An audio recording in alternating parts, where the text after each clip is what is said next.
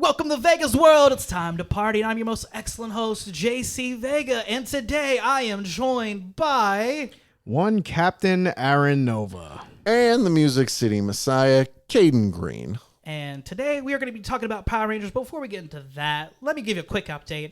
2 weeks ago, I was like, hey, yeah, this episode's done. I'll see you next week. Well, I ended up getting sick. So there was a reason that episode wasn't around. I thought it was getting better. And then the next week, oh, by the way, you have a middle ear infection that you're going to not be able to sleep at all. So I was down for another week and a half.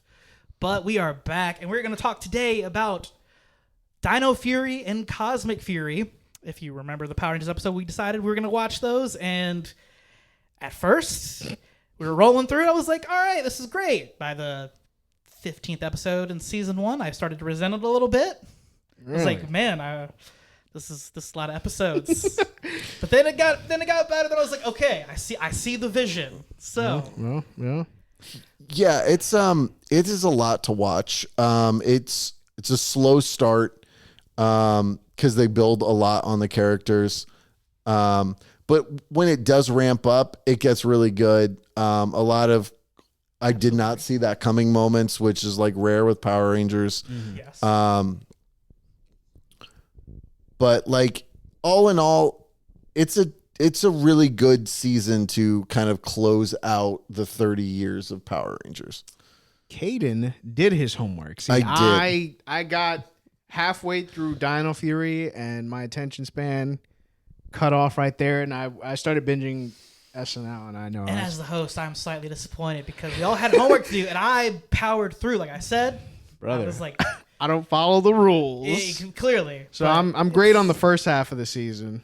We're still, you'll be able to contribute, and not saying that I would have prefaced that again. Not saying that it was terrible. I think maybe because I decided at the beginning I'm just gonna watch, consistently, and then I decided to all right, I need to 2 to 5 episodes, maybe a day, just to balance it out, because for a while sometimes I'm just like, wait a minute, I put my writer's hat on a little bit, and then I was just like, I need to stop because to view this objectively, not rejectively. Rejectively, I fucking hate it. It sucks. Everything sucks. Let's get a brief of the premise of this season here. So what's the story here? Season overview. All right, so it's going to start off with Ollie, the Blue Ranger, and Amelia, the Pink Ranger, finding the base, right? And they end up in the base to protect the Zordon figure in this, whose name I will never get right. It's like Solon, and end up gaining their powers. So it's start off with a 3. But they didn't fight it by themselves, though. They ended up having a dude in this giant knight armor, purple armor. Was like, I got red detection, boom, found it, and then Void Knight, right? Void Knight, yeah. Void Knight, they defended the base. Void Knight has a phenomenal suit. It's when I first saw it, I said he's going to become good and he's going to be our 6th Ranger. Like not knowing that there was a different 6th Ranger in the series already planned. I said Void Knight's going to be the 6th Ranger because he's just like this cool, dope, Death Rouger type, dark Green Ranger story almost. Yeah. And not to spoil anything, but that was not the case in some sense. Like Liambo was like that cool purple Force Ranger. So I thought it was like essence of that. So I thought it was kind of steering in that direction. They defend the base, wake up the Red Ranger who's in cryostasis, an alien, and they become the Power Rangers. Yep. Yeah. And we get a 3-team start off, which I love a 3-team start off. That was cool. Some of my favorite teams are 3-team start offs. SBD, 3-team start off. Yeah. RPM, 3-team start off, right? Ninja Storm? Ninja Storm? Yeah, 3-team start off. I love a good 3-team start off. I love watching a team build. Yeah. And this case, we get that. So yeah, that was really cool. But all right, so we got a little bit of that premise now. But first episode, as we're watching, Ollie's mom. All right, I was watching the show and a couple episodes. Her wardrobe color was predominantly yellow, right? So in my mind, I'm like, are we gonna get the first Mom Ranger? Mom Ranger, middle-aged Ranger? Not no respect to her. She's very attractive. Very attractive. But I'm just saying, Holla like, at me, Ollie's mom. Ollie's mom is gonna be the Yellow Ranger, right? They're gonna be another one, but that was not the case. I was like, that'd be interesting. No, that was definitely. my random one. I like how this town had like this monument, like the Stonehenge almost in the middle of the woods that nobody went to. Yeah, It was forbidden. It's forbidden, and of course, the Green and Black Ranger's father is the park ranger, who's like like this like hard ass park ranger. I actually called him like what did Amelia call him, Lieutenant Buzzkill? Yeah. Captain Buzzkill. It's not a cop. Ollie's right? mom was like, So, but here's a fun fact that I found out about this. So when they were shooting this, they intended him to be the main cop, like the sheriff. But the whole Black Lives Matter movement was going on, and like this big like cops or cops good or cops bad. We don't need to be talking about this, right? So they were like, let's make him the park ranger. But weirdly enough, like later in the season, all the cops answered to him. Like, so what kind of weird hierarchy that like your cops are like, we gotta talk to Yogi Bear over here.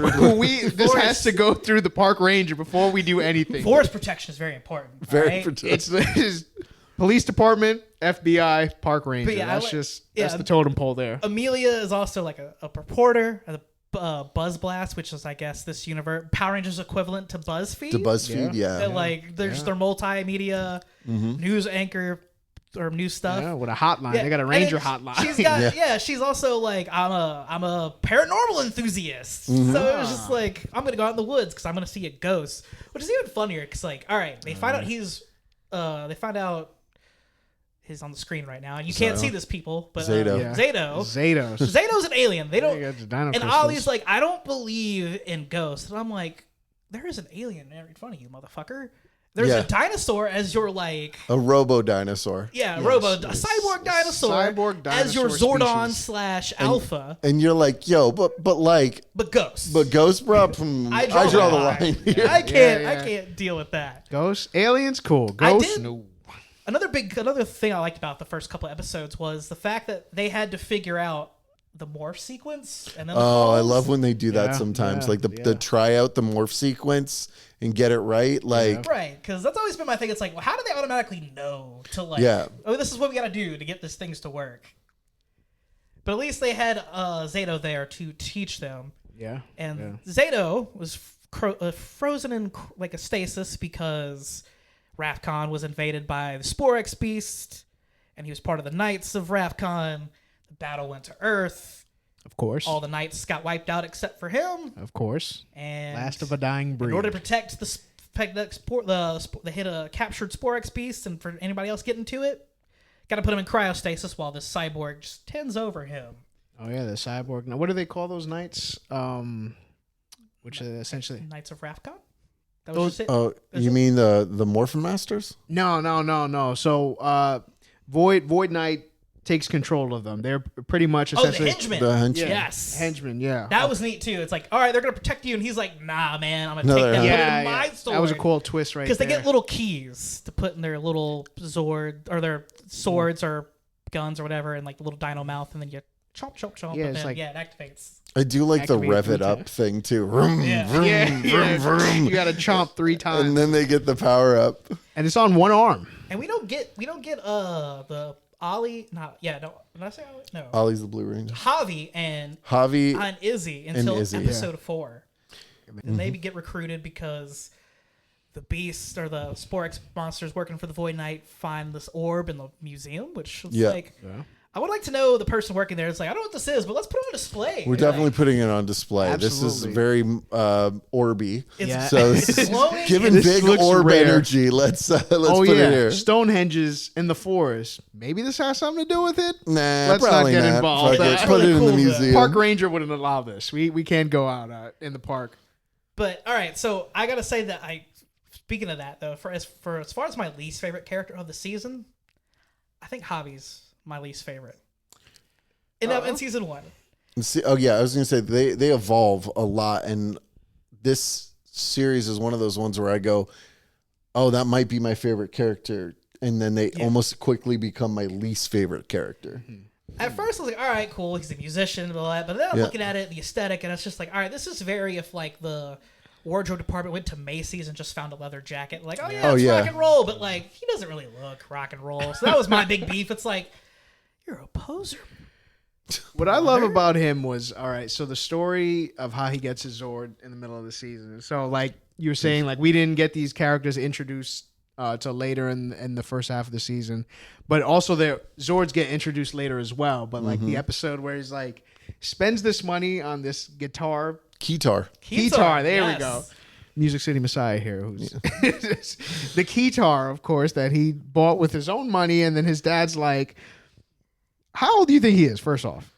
How old do I think the dad is? Javi. Oh, Javi? They're right out of high school, so he's got to be like 19, 20. So 20. His sister's still in high school. His sister's in high school. He's so not. Early 20s. It's just like he's getting a job. I bought this with my own money. It's just like, no, take this keytar back. Music is not welcome here. You need to be responsible. You learned the violin, you learned the harmonica this past week. How dare you? What are you doing wasting your time and money? Who do you think you are? And it's like, bro, this could be the next Prince right here. Just throwing all these instruments, like, come on. Just randomly playing, and everybody in the park's getting down with it. Do you know how SoundCloud works? I mean, again, I don't know if Power Rangers Universe has a SoundCloud, but I'm sure they do. They've got to have something. Sound Parade or something. Yeah. Very on the intensity level. Yeah, Javi's probably at the bottom of the barrel here if we're talking intensity, compared to the others. In terms of fake musicians, like in movie musicians, he's my least favorite. Fair. He doesn't have anything on Protozoa, but that's another podcast for another day. So Still I mean, banger. I don't like. I think my least favorite character was Ollie. Like, I feel like he's just lacking something. Like, but I feel like most of the cast, besides the girls, like lack a dynamic range in their acting. Where like kind of jump way to the end. In Cosmic Fury, Ollie gets his arm cut off. Loses his arm, blows off or whatever, and he gets like a robot arm. And he's upset about it the way you'd be upset if you lost your wallet. Like, they don't really dive into that too much. So I mean, like, kind of angsty, but yeah, it's just he's like, oh man, I can't play guitar with a robot arm. And it's like, you lost your fucking arm, bro. Have a little bit of like aggression in your heart. Be mad, dude. Okay. But yeah, so I think the dudes, like the male rangers just seem to, like, at least in the first season, seem to lack dimension, right?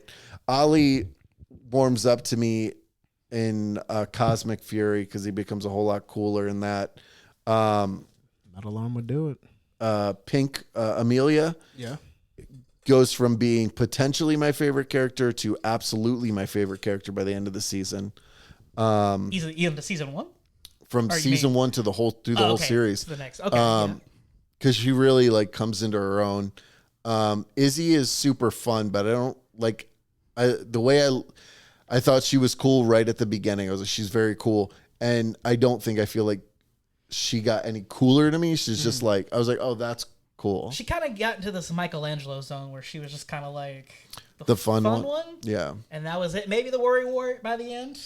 Yeah. We'll get to that closer to the end. Yeah, in depth there. Yeah, yeah. I mean, I don't know. I feel like Zato kind of has a bit of dynamic in the beginning of like, man, I'm like the last of my kind.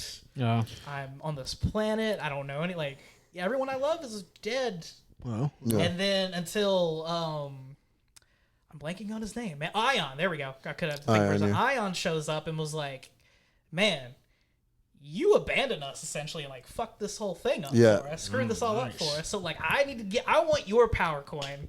Nice. Yeah. Nice. Like give me that. Let me be the leader because clearly you can't handle it because look what happened to us. That's storytelling right there. Yeah. That's storytelling right there. And it's just like I liked a little bit of that, and then they worked it out because they had to go to the Nibio for the name. It's a planet that they went to once. Yeah. And then they go to towards the end. But it's a planet of illusions. Oh. So you see like the most horrible thing in your mind. Yeah. Wow. And That's for like deep. Zato, it's just like I gotta watch my friends die over and over again. Like his original team. Nice. The Power Rangers. Well, not nice and like his friends dying, but like that story right there being told, like you gotta witness this, and then that kind of shows his connection with the Power Rangers. He does kind of go through the fish out of water thing too at first because he's got to learn, the lingo and like culture and all that. At first, I wasn't getting it. Like I was just like, oh, this guy's bland and he's like doesn't know anything. Then I was like, oh, wait a minute, he's an alien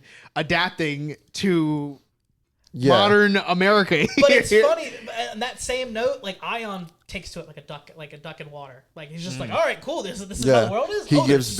He gives Zach vibes real quick. Like he goes from being like, all right, well, cool. We're in this whatever, like, or I'm on planet Earth, cool beans, to being like doing karate flips over shit and eating ice cream all the time. Like, he's very God, if I had to do another analogy, he's almost like Han from the Fast and Furious, where he's just always snacking. So it's just funny to me in that sense. But, adapting. That's adapting, brother. You eat. That's how you adapt. Now, we don't know the true plans, though, for Void Knight and these Spore X beasts. We just know he wants them in the beginning of the season. 8, I think, or 9. Episode 8 of season 1. Yeah, so it's because his wife was like... during an attack that she ended up being put into a pod to save her life, kind of like Mr. Freeze's wife. As soon as I saw the wife, I was like, are we getting Mr. Freeze? That's what I thought too. I was like, man, we're getting a Mr. Freeze arc here where I'm a bad guy, but like I'm doing it for like the noblest right reason. of intentions. Yeah. But the road to, the best intentions are paved with the road to hell and all that sort of stuff. Yeah. So how many villains are like that in Power Rangers? Where they have this means other than just wanting to... As a main villain? Yeah, I don't think. Maybe Rancic would blur that line just a little bit. Yeah, Rancic, but like not fully where he was like, I'm doing this for a good cause. He's just like, I'm hated. I hate you people because I was prejudiced against. But for him, his intentions, altruistic. But his way of doing it, maybe perceived. Can we go back to Void Knight's design real quick? Yeah. Sure. So when I first saw it, the first thing I thought of was Kamen Rider. Remember Kamen Rider, the second iteration when it came back to the States? It had that... it was Kamen Rider something Dragon? Knight. Dragon Knight? Yeah, I think Kamen Rider Dragon Knight. Yeah, it does kind of give that vibe. The bat version of that, and that mask had kind of like that same design. So I just wanted to point it out. So whoever designed that, bringing that kind of artistic style to the helmet, I thought was a really good touch. Absolutely, absolutely. Do we have any favorite monsters in the beginning?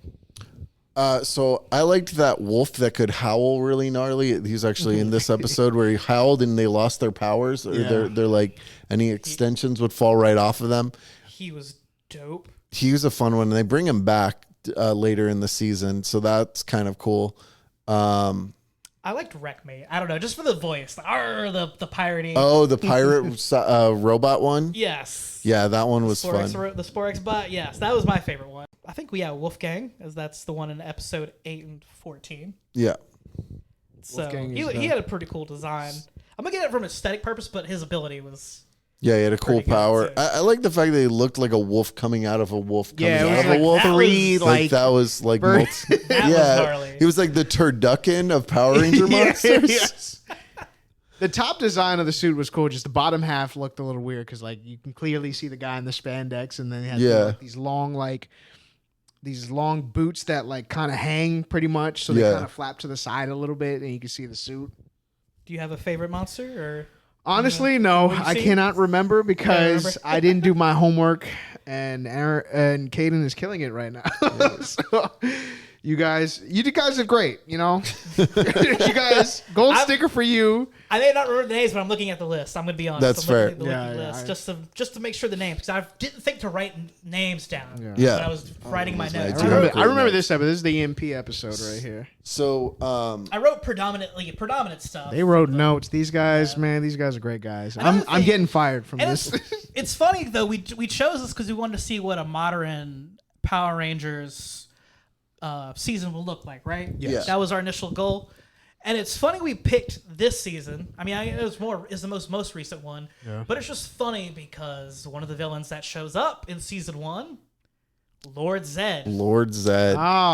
Zed. You didn't skip that part, did you? Did this get ruined for you before you watched the show? Zed showing up? Yeah, this was news to me. Oh, okay. So it wasn't to me. I'm like on enough Power Ranger related like things that everything pops up. So on the streets. series premieres always premieres for some reason like 2 weeks ahead in like France and stuff. So they always get this before we do. So clips of Zed showing up showed up before the season, while this season was still on Nick, I think. Yes. So, okay, the first season of this is on Nick, and it was done by Hasbro. The second season was on Netflix and done by Netflix. Then, sorry, Cosmic Fury is also a Netflix, straight up Netflix. It's straight up Netflix, yeah. So,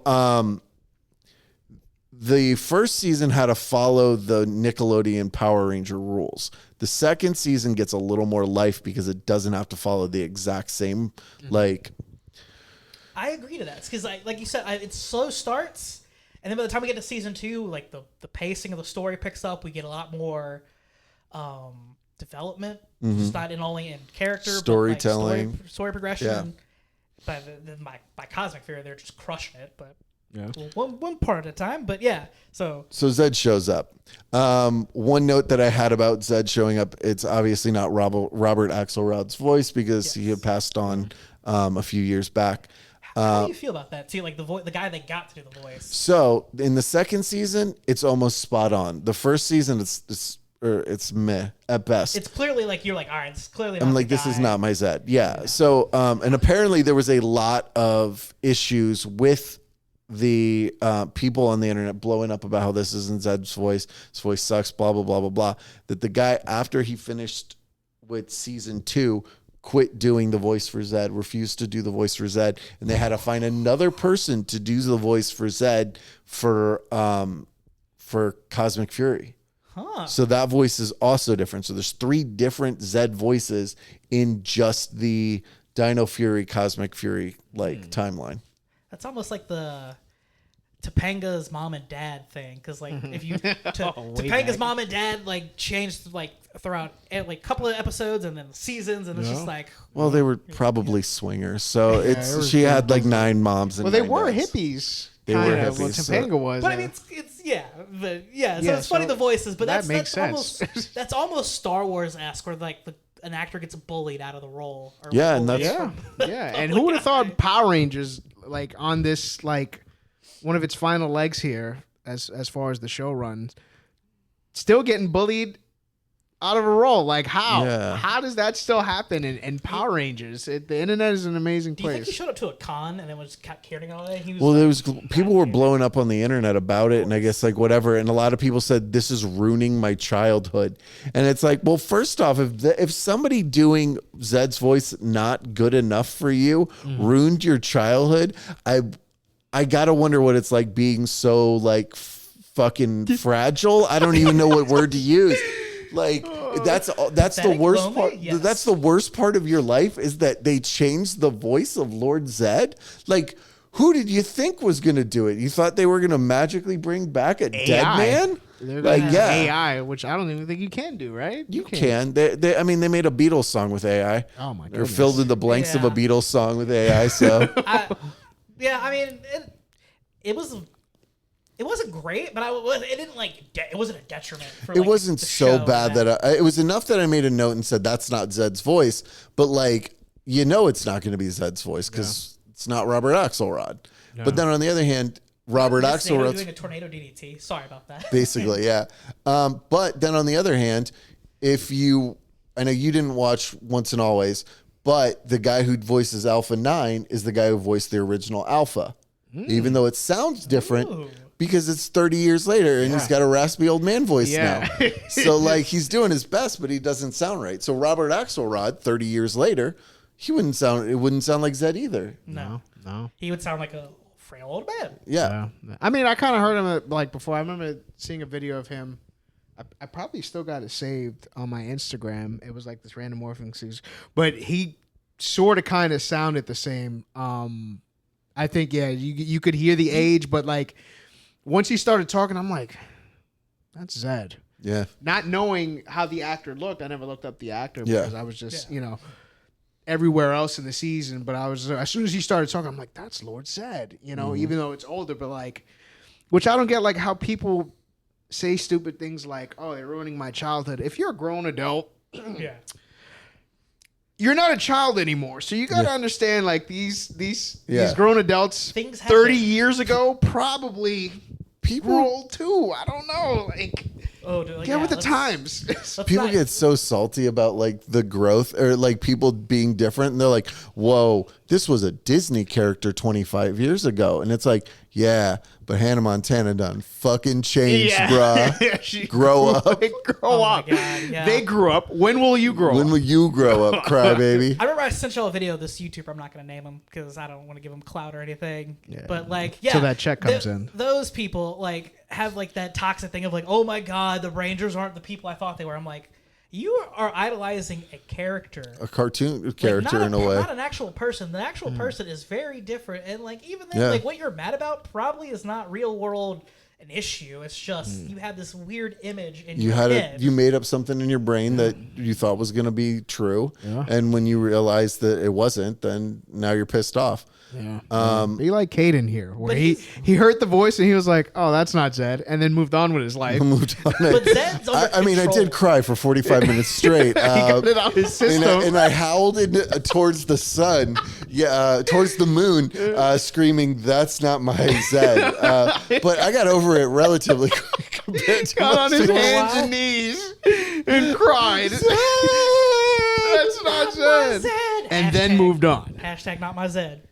Get it out of your system. Then he deleted it from the draft. Yeah. But then he's under like a spell of someone. He's got a collar on, I think it was. He's got a collar on. And they destroy it, and which may have been a hindrance or a help because it gives him this idea that now it's time for him to take over. Right. It gives him the free reign to be like, I can be me again. Yeah. So let's talk about this. All right. So I haven't gotten to this episode yet because I didn't do my homework, but. No, you thought Michael Jordan being on SNL in like 90s was very important. I went down the SNL binge because of this. We are broadcast journalists. We had a job to do. Never mind. And I failed because I decided to develop Michael a project and go into my own research for my own project. How dare I? I missed the assignment. Shame.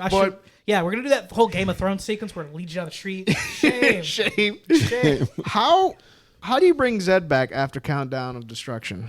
So it's to Destruction. Sorry. So it's almost exactly the same way that that Billy accidentally brought Rita's presence back and jammed it into Robo Rita.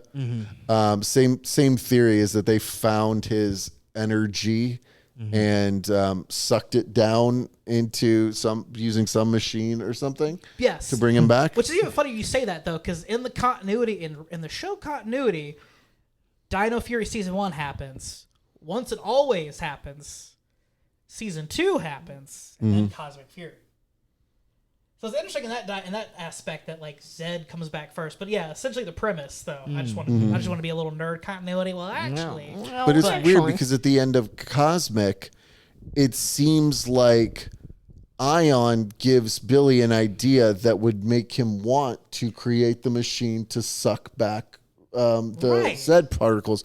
So logically, to me, Once and Always would take place after this, and it also answers the question of why did they in Once and Always they had this like essentially giant group chat for Power Rangers to be like all the Power Rangers we need to connect and talk, but they didn't have it in this, and they didn't have it in the previous season. I think I have an answer to that, but I'll save that for when we get to closer to Cosmic Fury. But yeah, no, that was interesting in that aspect, but also it was funny because I was like, yeah, we're going to be away from nostalgia. Like, it's going to be nostalgia a little bit because it's Power Rangers. But then when Zed shows up, I'm like, all right, this is... Yeah, you got to sell tickets. You got to put the... It's almost like, did you premeditate this? You got to sell tickets, man. You got to put... Did I? You're like, oh, Zed's going to see this. I forgot about it, in all truth. And then... But yeah, it's just too, because like he comes around, they beat him in that one episode, then he just dips away. Just disappears for a while. Like you're just like, this all right, he's out there somewhere. He was the heavyweight champ for like 2 seasons. How do you just go away? You don't beat Zed. You just because he's got a plan, brother. But could be. It's Zed. He's a planner. So I remember watching the episode and I go, that was it. That's all we got for Zed. I mean, fine, I guess, but like, why? Yeah. So it's one episode. He is in. Well, at this point in the beginning, yes, he's in one episode, and then He comes back with a heavier presence in season 2. Yes. Okay. So and then he's got a huge presence in Cosmic. So it's kind of cool that they did that. It is a different suit than the original one. Mm-hmm. It's a different suit than the one they used for Beast Morphers. Mm-hmm. And then there's additionally a 4th version of Zed in Cosmic where he gets like this insane power, and like it's just this fucking super shredder version of him. Basically, really cool. All right, so they brought Zed back and they booked him strong. They booked him strong, you know, like me, like how my eggs. Yeah, yeah. So they brought him back, booked him because I mean, going back to like Mighty Morphin, like I don't think he was was fierce in the beginning, but then the second season, but then the third season, then it kind of got kind of like slappy, super slappy and nerf. Like parents are like, "Oh my god, this is scaring my children." Because I remember Mutiny. Because it's like, bro, it's a flesh first set of seasons, like his under flesh body with a brain sticking out. Like, look at that. And then like the steel, and then it was awesome. It's an awesome character. Yeah. Don't get me wrong, awesome character. Second season, he was a hard ass, and then third season, a lot of those characters were though in the third season of Power Rangers, they kind of just went down the drain. Yeah, Goldar was a badass season 1. Season 3, he's palling around with Rito, and they're basically the bulk and skull of that season. Yeah. So they brought him back. So you would say that Zed's booking this time around is a lot better than everything's wrestling people. Oh yeah. So his booking in Cosmic Fury, phenomenal. His booking in season 1, it's an appetizer. It's an appetizer. Because they leave it just open ended. Like it's like it's so not like they defeat him. It's a run in at best. Yeah. Yeah, it's like, all right, you win the battle, but like I'm free now. The long game. Okay. Yeah, I gotta. So I'm excited to see that. He's got long game going on. I'm excited to see that because if it was just a one and done and they didn't bring him back after, then it's like, okay, what was the point of bringing in this top guy just to job out and then leave? You know. So earlier I was saying that Goldar and Rito were the bulk and skull of that season. The bulk and skull of this season, being the head of Buzz Balloon, Buzz Blast, and her robot assistant J-Borg. Yeah. J-Borg. So fun fact about this, and I didn't notice it the first time I watched it. The second time I did, the box that J-Borg is in is a. This guy pays attention to detail. I really do pay weird attention to things. This is a Hartford show, ladies and gentlemen. Is a Hartford robotics box. Tell me you get the reference. Yes. Hartford is the guy who created Power Rangers Operation Overdrive. So he's the guy who made the first Red Robot Ranger. Oh, this guy pays attention to this is the his lore, ladies and gentlemen. Student. This is why we have him on the show for I'm flunked. Power-centric episodes. The first time I noticed, or the first time I didn't even pay attention to it. The second time I saw it, and I was like, "Wait a fuck." Yeah, to think about it, really like, wait a minute. You got into detail. I guess it's in that same episode too. When Zed shows up, I have this one note that I wanted to point out. I put Aeon as hot dogging and grandstanding. Because that was what he was just. I think he was being a show off, and it's just like, I got this. I'm out, and I'm doing that stuff. One of the battle keys. I mean, this is just a minor note. Yeah, they activate the shadow. We didn't talk about battle keys. So they have battle keys, which are like micro battleizers. They're just like add to the suit, and they give them one arm extra power. Yes, so like one is like a big ass hammer. One is a fart cannon. Yes. I remember the lasso one. That's all. There's a little lasso. Whip. Yeah, there's like a gravity one. Yes. So they all have different different little unique powers behind them. They all gotta be chomped down on by the little sword. By the little you gotta chomp it 3 times. I always find it funny too. It's like boom, it's like almost hungry hippos. Yeah. That. But it's unique. It was unique. I almost didn't like it at first, but after a while, I was like, all right. I like that it's not a battleizer, but like kind of a mini battleizer. It's almost like a cranked up weapon that any of them can use. So like it didn't have to match your suit. Right. So that was a cool thing. It kind of reminded me of Tokuger, where they can switch powers. They can switch Zords too, I think. Who Tokuger? No, I mean. In this? Yeah, they they can combine the Zords any way they want. They don't have to be like a core Megazord like a Dino Fury, Dino Mighty Morphin would. Yeah. I'll find it eventually. It's like Legos. As I noticed the design on the Megazord is almost it's like very Legos. But the design on the Cosmic one is very Minecrafty, or like it's like the orbs, right? It's orbs. So what they kind of did in this situation is what we did with what Mighty Morphin did with the Shogun Megazords. So they took the Megazords from Zyu Ranger, Zyu Ranger, yes. which is like has 12 different Rangers in it. Yeah. They weren't going to do that in 10 episodes, like it's impossible. But they stole the fucking Zords from it, and anyone could use them. So like Billy used them in theirs, and Mick Canic used them. So like that was cool that you didn't have to like power your own Megazord. You could do any of them. Mick Cannon. Yeah, the best Mick name. Canic. I hated Who was the writer that just was like, oh, but that's anything. I mean, I get it's COVID, and you had like, but I was like, man, COVID didn't make people stupid, like, or just lazy. I think it's the best fucking name choice because he was a mechanic and his name was Mick, and he's a shapeshifter. Yeah. Like, but it's just funny down the line, like, what characters can we get? But that's also Orange SPD. Yes. So like first Orange Ranger ever. Orange Ranger, which a legend. Yeah, which this season actually gets an Orange Ranger. Oh, okay. Down the road. So yeah, we get Lord Zed at some point, which is great. Lord Zed does come back another point. During season 2, he has a little more balls behind him on the second time around, and tries to take over Area 62, which is where the villains live. Void Knight's base is, which will come into play. We'll find out why he chose I love that sword, place. by the way. So getting back through all of this, my brain has kind of like just molded all of it into one blob, and I can't remember where season 2 ends and season 1 ends. Yeah, obviously, we're just gonna jump to season 2 now. So like it's all over the place, but like so eventually closing in on the end of season 1, if I remember correctly, is when Void Knight gets enough of the Sporax, which are the blown up monster of the day, and they also look like splat balls. So they don't get destroyed. They see, those would have been phenomenal toys too for this. They dropped the ball hard on this season when it came to toys.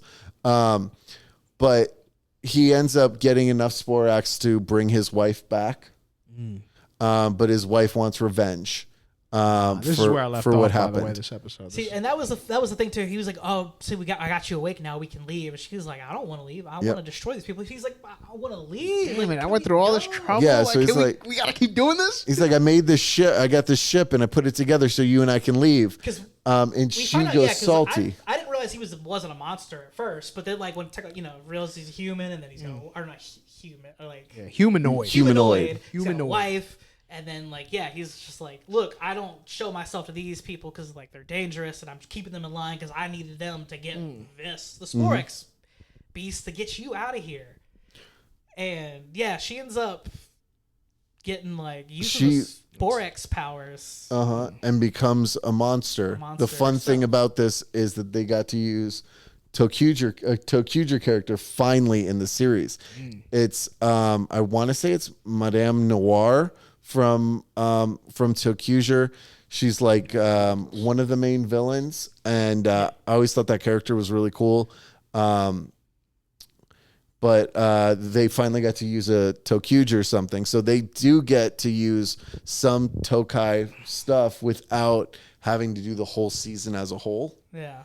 So that's kind of a blessing. Cool. But I would have. I mean, I'm always gonna be forever pissed that we didn't get Tokuger. His design awesome. too, once he like becomes mind controlled by his wife, is pretty gnarly too. Yeah, and I don't remember what that's from. It's got to be from another season.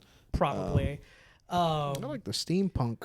One of the funny things I wish I started to put more detailed notes towards the end, but one of the episodes has like they eat a pickle and like it's got like some sort of spell on it where they forget things. Are like, that doesn't exist, or like whoever you're talking about is not a real person. You're just making this up, and it's like almost like a time cop thing. Nice. Or like, I don't have memory of this. Like, who is this person? Let's all eat these pickles. Yeah, it's just like, there's Power Rangers? What is that? What are you talking about? Like, sort of thing. Nice. And also in that season 2, we learned that Zords can reproduce. Wow. Yeah. Because there's a baby Zord from an older Zord. Yeah, and it's a tiny little, and it's obsessed with boxing. It does boxing things. Yes. Which, so this season, like, if I was naming it, I would have named it Dino Knights, right? Because it makes the most sense. Their masks fit with a knight type vibe. They were knights of rank of Ramcar. Rafcon. Rafcon. Ramcar. That sounds like a Ramcar is my new metal band. That is a name of something else. Ramcar, and it's gonna hit me later in this. So the Rafcon Knights, and then like the helmets are reminiscent of knights, and like Void Knight, like it. Yeah. That, in my opinion, would have been a much better name for it. But like for some reason, Hasbro has this boner for the word Fury. I don't know why it has to be Dino Fury and Cosmic Fury. Fury. Maybe one of the execs is a big fan of Fury Road, so like could be. That must be it. Yeah. That's it, Come into play. We gotta use that in everything. Why? Why do you keep saying it's like Jonathan Peters with his spiders needs to be in everything? Yeah. For those little side tidbit, John Peters is a producer. He used to be Barbara Streisand's hairdresser, and somehow he failed upwards into being a producer. He was a producer of Superman Returns. Paying dues. He wanted a big giant spider Superman fight, and then he left that project, got on Wild Wild West, and was like, "We need a big fucking mechanical." So is spider. that why in Flash, when Nicolas Cage's Superman is fighting, a giant spider? It's an Easter egg. Kevin Smith tells that story really great in like this old documentary of his. Evening with Kevin Smith. Love and if you have time to get a hold of it or find it, watch it. It's a hilarious stand-up he does. But he tells that story about it and how it was Tim Burton was supposed to direct it, and like it was just really weird. And they were like, he came on towards the end too. Funny. And he wanted him off because I love that. I love how he tells that story too about how him and Tim Burton have beef. That was Superman. What was the name of that? It was one? called Superman. Well, yeah, Superman Lives. Was it Superman Lives? Yeah, Superman. Lives. No, Superman Returns is the one with Brendan Ross. Right. Yeah, okay, Brendan Superman Lives. Lives. And I love that movie, and I don't care how bad it is, and I don't give a fuck. I like Brandon Routh. Like he deserves. Like I really like that movie. I didn't like the video game. Made me lose my mind. Like I went bonkers over the video game because I didn't even know it had a video. I saw it in theaters by myself when I lived in Nashville. I was like, "Oh, a new Superman movie! Let's fucking go! Let's go!" The video game was like one of the launch titles on the 360. So when the 360 came on scene, it was one of the titles on there, and I was just like, "Oh man, a Superman game! It can't be like the 64 one." But yeah, that story popped in my brain when I don't know why I translated to that.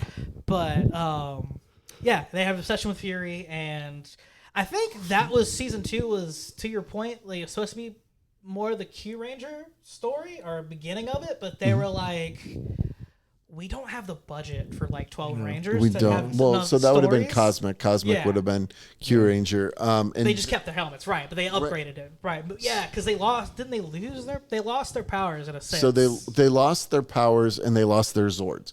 So they get the Q Ranger Zords. Typical Power Rangers. That was at the end and of season then 1. Billy makes morphers that are just only American. They lost it twice, didn't they? Shit.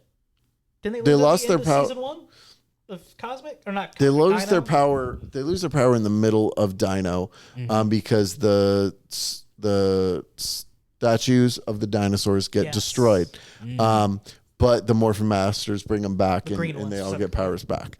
Who also brings back Ion.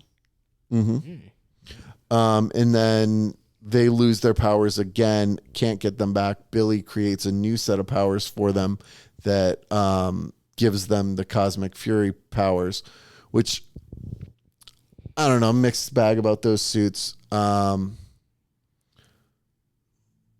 what are your thoughts on the Dino Fury suits? I was not a fan. I really wasn't. with the Z down the middle. Or I like zigzag. the helmets, but I think it was too much. Kind of like Dino Charge. Maybe It does look a lot like Dino Charge. At first glance, it looks like a knockoff of Dino Charge. Yes, you can confuse them easily, but the helmets I think are awesome because they remind me of Kamen Rider, especially Void Knights. But I do enjoy the helmets and I do love the weapons in this. Yeah, I wasn't a fan of the fake muscle suits that they gave them, like the and fake Cosmic, where they have they have fake abs essentially. Yes. And stuff. Remember So Mystic Force. It's a very basic suit in the long run, right? It's more an accessorized suit situation. So they have. I will say though, I mean, it does kind of lend its design to the Morphin Masters a tad bit, which I think the idea there, right, is that it zips into the Morphin Masters, like connects with them. I don't know. I think they're fun suits. They're super basic, but the accessories are what tells the story with the suits, as opposed to the Dino ones that I don't care for the half gray. Yeah. I think half black would have looked cooler. Obviously black could have done black and gray, but it wouldn't have done. The colors. Would you have been opposed to them using the Q Ranger suits any? Just the ones of the characters they did have. Oh, of the colors they had. Yeah. I wouldn't have been against it. The Purple Ranger, I think, is the Rue Commander in that season. I think that suit looks. In Q Ranger? Yeah, that purple, that light purplish suit, and the Zord too. I think that's a beautiful suit right there. I mean, I would have been fine with that, but I don't know. I don't understand the decision to I guess maybe because we're talking it was more to kind of blend with the Morphin Master somewhat to kind of do a nod to that.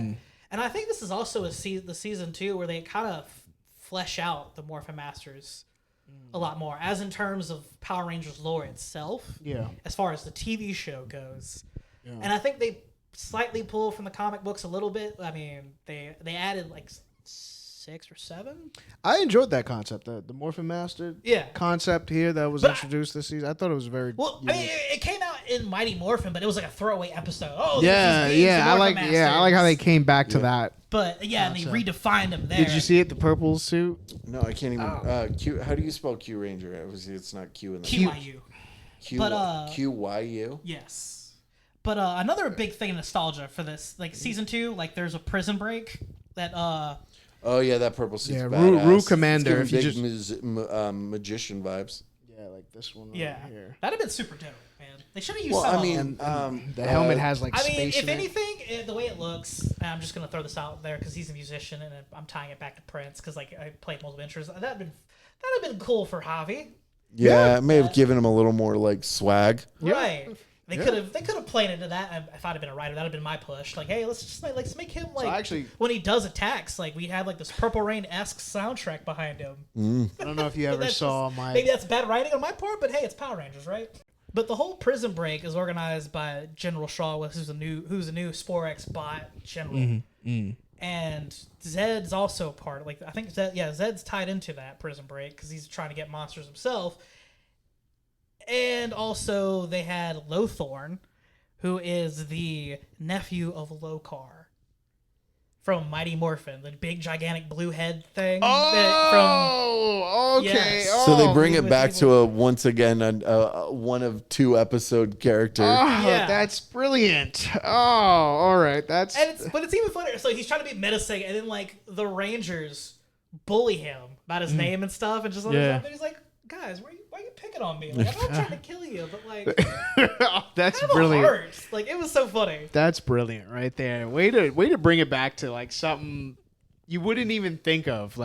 Same with the Morphin Masters. The way to go all the way back to that deep first cut of Power Rangers and give it more meaning now. And see, as you said, it started off slow. In season 2, we start to learn that Amelia's parents, she was raised by her Pop. I don't think he got another name except Pop. Everyone in town knows him as Pop. Yeah. Hey, Pop. Thanks for cleaning the windows and such. But her parents died in a fire, from what she was told by Pop. That's all she knows. Like they didn't laugh that she has like flowers to remember them by. I think in a little book. They come back. Are they Rangers? If I'm not mistaken, she has a little memento. Yeah. They I know she has a photo of her as a baby. They have to come back. Like They're Rangers, right? Or they're like some kind of... You'll find out next time on Dragon Ball Power Rangers. Next time. Today on Power Rangers. So getting close to the end of the episode, she says this, like she doesn't feel right. She doesn't feel normal because she's been so like she's had such a weird life and always been obsessed with like the paranormal and stuff like that. So she has a moment with Void Knight, if I remember correctly, right? And this is where she starts feeling like, so she starts realizing that she's different. Yeah, and she doesn't. They kind of tease that part. All right. So eventually she comes to find out that she is also from Ravcon.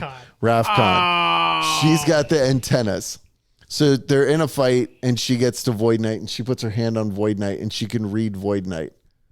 Wow. And then she finds out that Void Knight is her dad.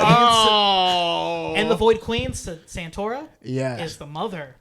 They were trapped in a cell or like in a room, and like there's a hole in the wall, and like Pop's running past, and he's like, "Hey, look, help us! I can't get you out. Well, at least take our child, please." Oh, if we're gonna die, man. like, I need you to take my baby. What a fucking twist! So, that's gonna break my heart when I watch. That's how we get to the end of the second season. So now Void Queen is still Void Queen, and she doesn't want to be a part of like she's not listening to anybody, whatever. And her goal now is just complete destruction, total annihilation of everything. Annihilation. She ends up jamming all the Sporax together into making like a organic Megazord type situation, and she's piloting it inside.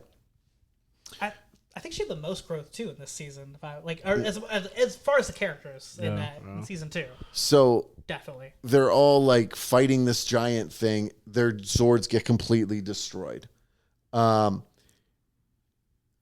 Amelia ends up jumping into the Zord that Void Queen is in, and it finally grabs her hand, and she can read her, and her mom realizes that's her kid, and she gives up on all the bad, and then that'll do it. Something happens, right? In the last episode with those two? Yeah. Right afterwards, right? This is when we lose Zeta has to use an ultimate attack and to destroy the device. And Amelia tries to reason with her mother to be like, we can stop all this. It's a soap opera here. This is, and Zato gets this Master Saber, which came from the Morphin Masters. Because like the green Morphin Master. Well, the other thing about that, the green Morphin Master wasn't supposed to be helping him. Like the reason Ion was found or taken out of his cryo, was because the green Morphin Master resurrected him. And the Morphin Masters aren't supposed to interfere. They're like, look, this is a human affair. Like we just protect the grid. Where have I seen that? We gotta stay out of this. And she's like, I can't just sit by and just let all this stuff happen. Olympus. Right? So they give him the Master Saber, and it's like, you can use this, but you gotta know, if you use this, you're gonna die. Yes. Type of, like it's like you have that's the only thing. So this is an episode. This is a season where the Red Ranger dies in the end. The next season comes back from the dead. So so he literally straight up dies. And gets zoomed, like absorbed into the morphing grid. So now they don't have a Red Ranger anymore. So then we end up at Cosmic Fury. Yes. Cosmic Fury, in my opinion, has to have happened before Once a Ranger, but they're going to tell you it doesn't. It makes the most sense that it does, but you know what? They make the rules. I don't. Because even in Once and Always, they mentioned the Dino Rangers, the Dino Fury Rangers. They throw a brief mention of them, or mention Pine Ridge. It's like, okay, they exist, blah blah blah. We're off doing over here. Yeah. Typical Rangers. And then Billy shows up in the first episode. There's a big attack on a it's far enough planet. Oh, actually, was it Ravcon? Zordia. Actually, speaking of Rav, but like back it up Oh, a yeah. little bit. Zed brainwashes Ollie, Okay. the Blue Ranger. Oh, this is in Cosmic. He does it twice. Oh yeah. He manipulates him a bit in season 2, and he has a mind control, and then he gets the message. Like there's a message throughout the whole, I think, first 2 seasons that Zato's trying to crack. He's like, I don't know what it is. I can't get it. We can't get it to work. We don't have the technology. Blah blah blah. And he thinks like Ravcon's lost. Blah blah blah. Because they're trying to search for the planet. But this is also a planet that he hasn't been to in 65 million years. So. And then Zed decrypts it, and then finds out, hey, the planet isn't destroyed. We managed to like move it across galaxies to hide from our enemies. Spore X Beasts. Yeah, Spore X Beasts and all that stuff. And then, Zed, that's when they fight Zed there, I'm pretty sure. They fight Zed on Yeah, Ravcon. and that's what ends up leading to Ravcon blowing the fuck up. Oh, man. You know what's crazy, man? And then, forgot about that before we jump to that, too. Because the Green Morphin Master helped them, the other Morphin Masters imprison her. Yeah. It's like, you broke the rules to interfere, so like, we're gonna help you kinda, but like, you still gotta answer for your crimes. Yeah, that's what my next Ravcon blows up. Javi and his sister were brainwashed too. And then but ultimate weapon is into Cosmic Fury. Billy Cranston shows up of Cranston Enterprises, or was it? Cranston Enterprises, yeah, I think so. Or Cranston Industries. Industries. Yeah, Cranston Industries. He's on this planet fighting, and they're like, "Oh, you're Billy Cranston, the Blue Mighty Morphin Ranger, the legend, brother." And he's like, "That's right, I'm he, and he is I. We are fighting on this planet." And then Mick is also there. Yes, Mick Mechanic, my least favorite. Mick. Best name in Power Rangers. But all right, that's gonna be my next gimmick. He's not even the Samurai Red Ranger, though. I know he gets the power. The Samurai Red Ranger or the Ninja Steel Red Ranger splits into 3 different people. Yeah, it's the main Red Ranger. It's his dad and Mick. Yeah, if I remember correctly. So he's like option C. He's like Ranger C. Gotcha. Red Ranger C. Too much pink energy is a no-no, but hey, 3 Red Rangers. 3 Red Rangers, totally fine. Totally fine. The Morphin Grid doesn't have an issue with that. No, they're all about power. More and more Red Rangers. Let's get tons of. Samurai had 2 Red Rangers. Right, fair enough. Most, quite a few seasons. Time Force technically had 2 Red Rangers, right? Yeah, Quantum Ranger is a Red Ranger. In this season, too, the Cosmic season, which I gotta say, all right, before we get into like story talk, from a filmmaking perspective, season 1, season 2 of Dino Fury, I keep wanting to mix up the names. Dino Fury is very flat as far as like it's shot and like color graded. Like it's very very bright no matter where they are, and like I get for TV, and plus their filming style. They got to film a lot, like 20 episodes in like a short time, so they don't have the time to color correct and do like things. It's almost like soap opera style. Yeah. So like it's not very well cinematic. It's not cinematic. It's not shot well, or like not. It's shot well, but like not for Power Rangers. It doesn't have that flair to it. But I feel like in Cosmic Fury, because it's a Netflix show, and they have 10 episodes only in this one, and a budget. Yeah.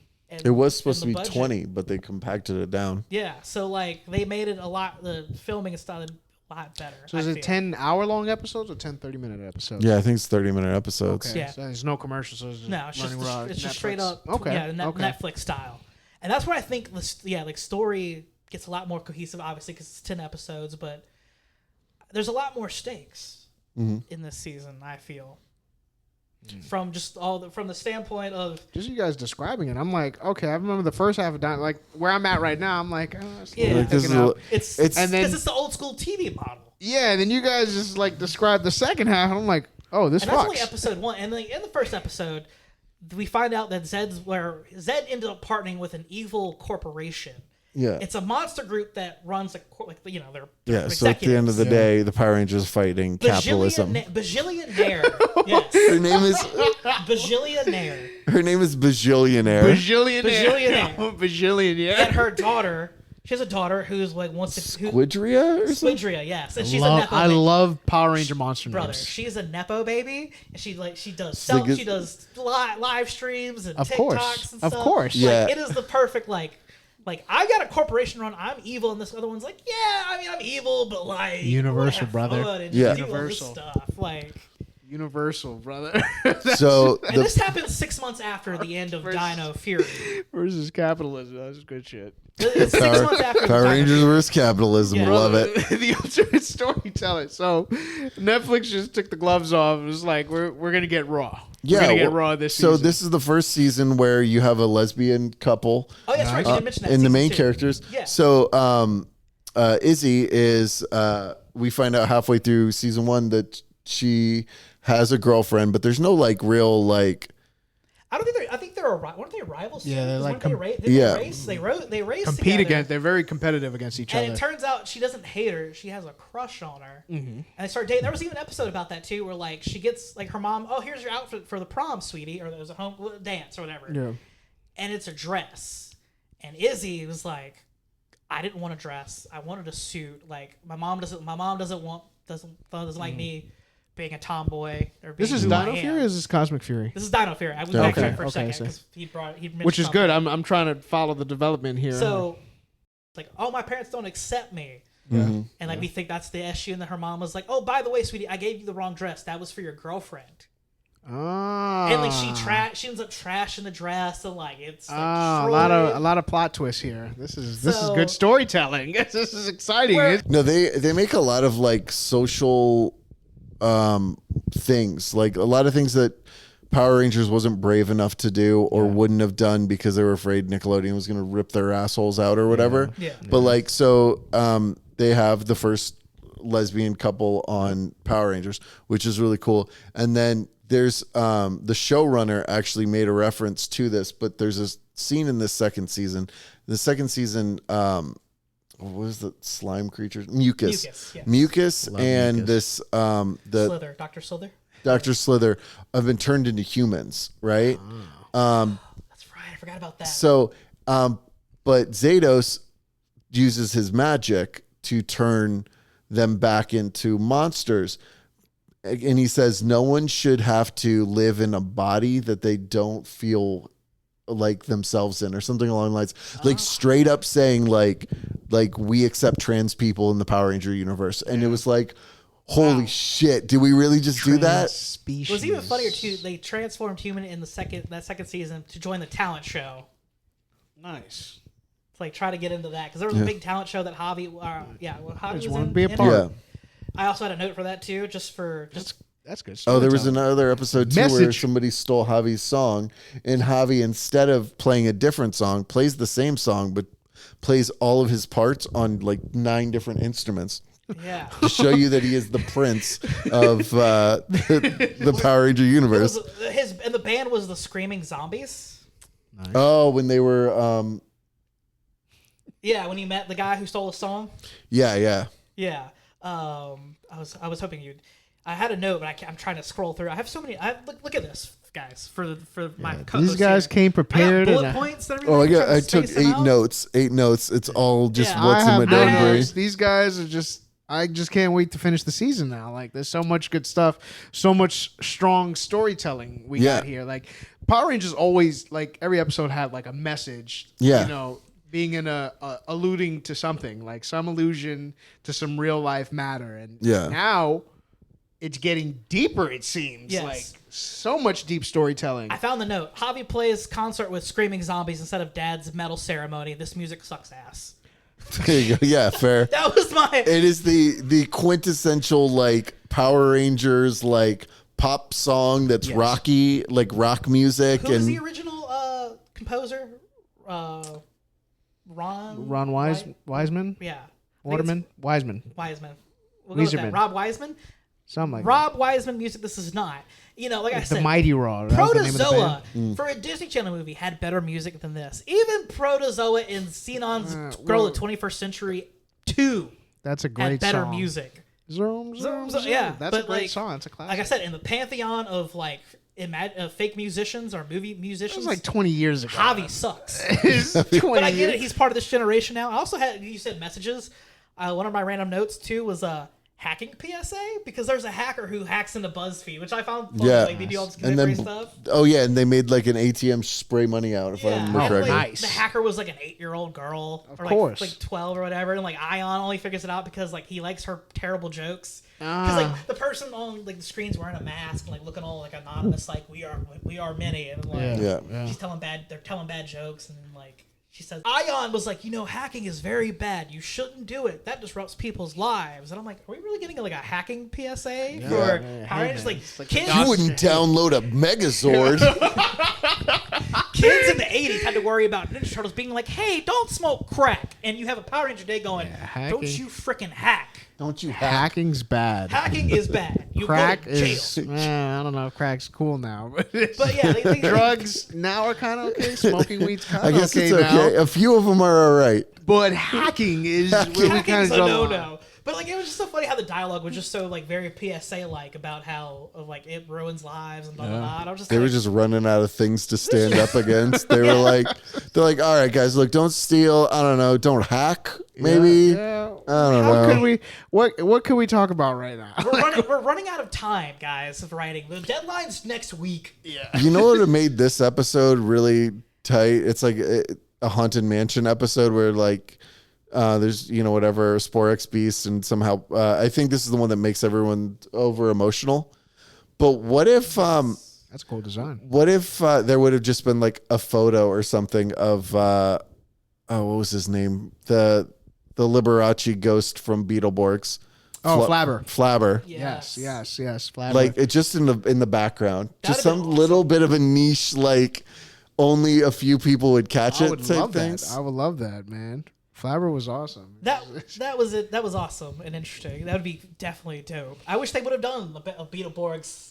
I mean, hell, we're throwing nostalgia. I kind of feel like they slowly going back to those things, like just hearing you guys talk about the storytelling here involving like Zed and Billy and stuff, and the Operation Overdrive dad that created the side, like little things like that. Like, I mean, there is a lot within Power Rangers, so like to get to outside of Power Rangers, I think I feel like if we had a little more of this Netflix stuff, like if they kept pushing the Netflix, doing their own thing, I feel like the writers now could do that. We could talk about that at towards the end of this episode, because I got a lot to say about that in general. I think the Hasbro era going into Netflix, they really wanted to put they wanted to sell fucking toys, right? Yeah. So they're going to do everything they can to kind of bring continuity back into it, but enough that you would go like, oh shit, I remember from Lightspeed Rescue, let's say, and then you go to Target and legacy figures of Lightspeed Rescue are there. And I feel it's also easy because obviously it's a kids show, so like they give enough lore to where like, for kids, like, there's a big old universe out there, more Rangers, but then like it's not bogged down by like, hey, only the old pale face old guys will understand this lore here. They give enough to be like, Aaron this is a thing, Nova blah, and bam. Target. Well, so like in Beast Morphers, they brought in Jason in an episode, right? So that's what got me to watch Beast Morphers. That's what got me to watch Dino Thunder, because I found out Tommy was going to be it, right? That'll so do like, but if it was, it's the best of both worlds. If I'd never seen that show and they were like, it's Jason, the original Red Ranger, I'd be like, all right, that's literally all the information I need. Right. Yeah. So that's one of the things. That's a good thing too for the kids, especially too if they want to sell toys. Be like, hey, we got all this line here for that. So Good bonding that was good. too. I also gotta say, I think maybe I'm just being very generous. Maybe it's nostalgia or naivete, but I feel like David Yost actually had decent acting chops in this season. Yeah, I think it was a lot better than, even though they were basically filmed at the same time, I think it was a lot better than Once a Ranger or Once and Always. I think he just like, it was almost like a callback to Zio when he was like kind of like a assistant mentor situation. It felt like that, but like he got a little more of a driver's seat vibe there. He was definitely more of a mentor this season. As you're describing him, going back to the last episode where we recorded, where you had like this, like we fantasy booked Power Rangers essentially with Billy turning heel. Yes. Yeah. Do you think if Netflix and Hasbro continue to pump out seasons, we could lean into that with all these plot twists that? Well, it's funny you say that. Well, there's a plot point that we're going to get to at the end of the recap for this Cosmic Fury season that definitely plays into what you're saying, I feel. Yeah. In a sense. Not necessarily, but like it could go there. It could, yeah. Like go into that direction. Just like hearing you guys describe Billy in this new mature pretty much inventor role now. Now he's making Zords and Morphers and stuff like that. On a grander scale, too, because he owns a company. Yeah. So, like, but yeah, like just as far as an actor, David Yost, I feel like has better chops than he did when he was younger.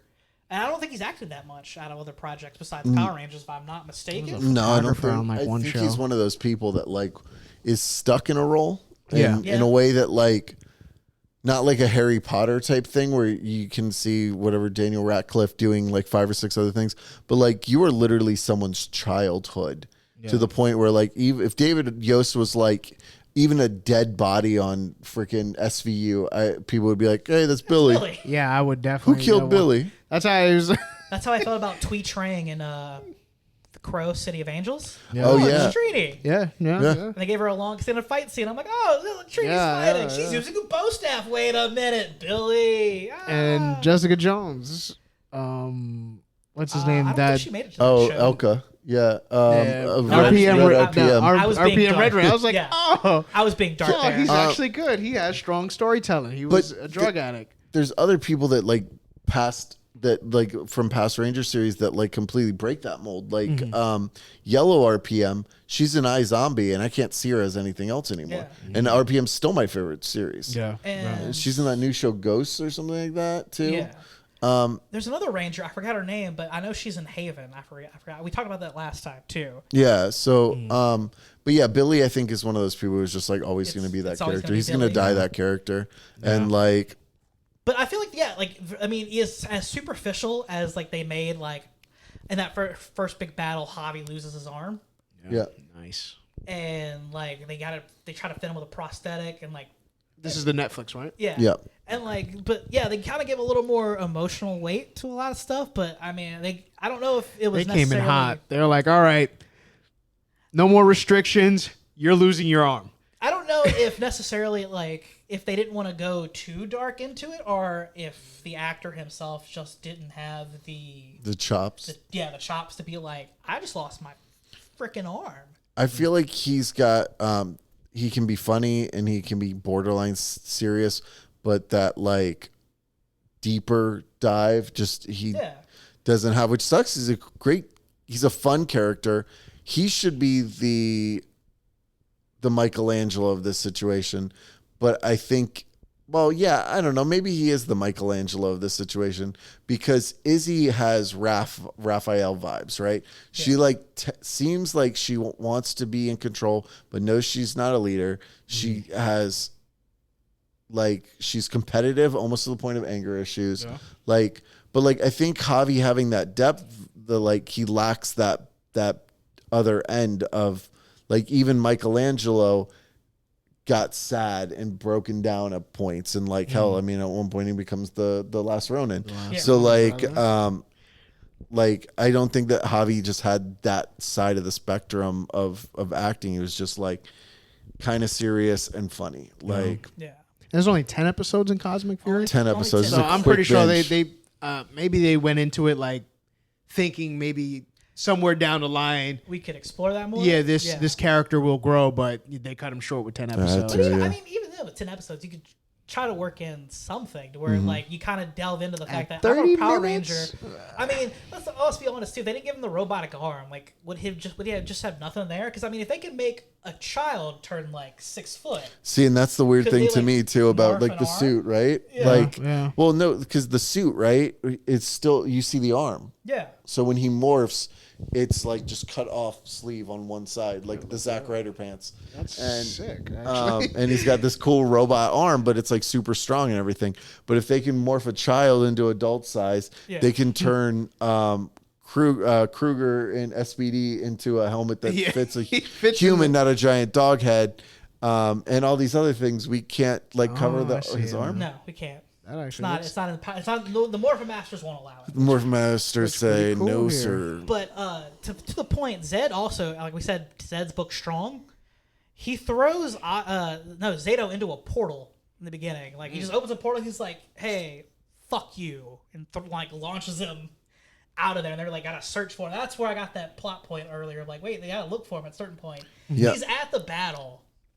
They're like, "Oh, you're back. The Morphomasters let you come back," and he's like, "Oh yeah.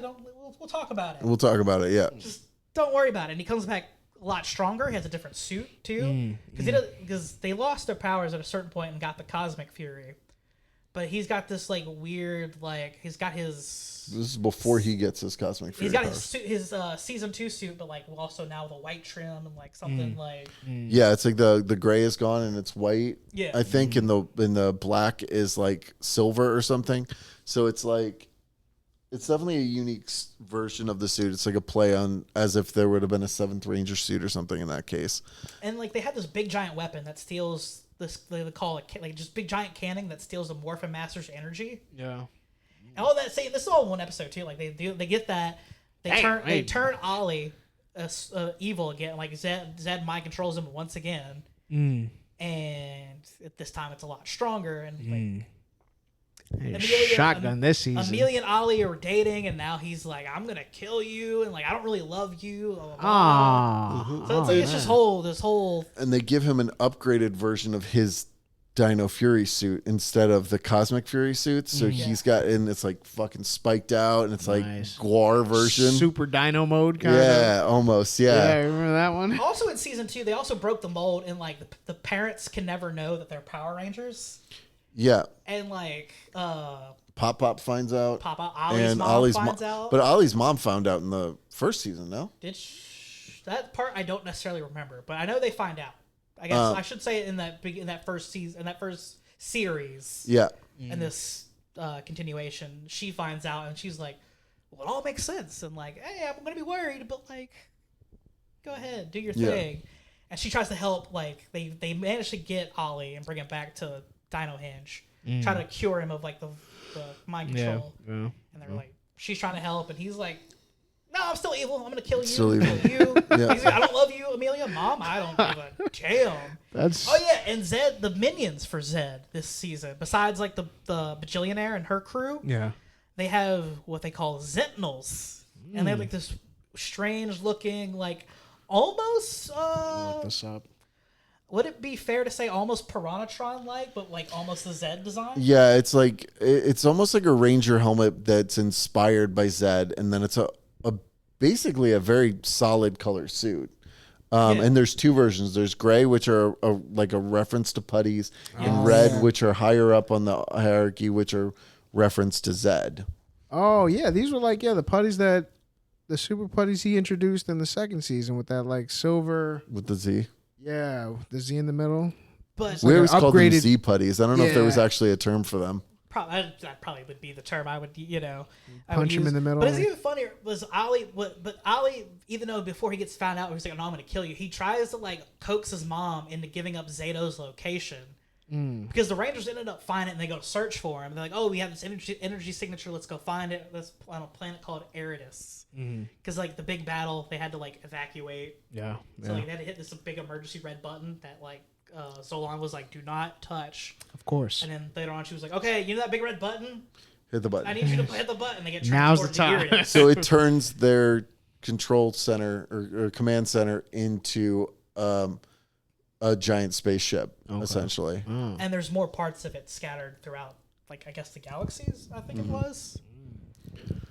But it was also a funny thing. Or not. Zato is trapped in a glowing tree.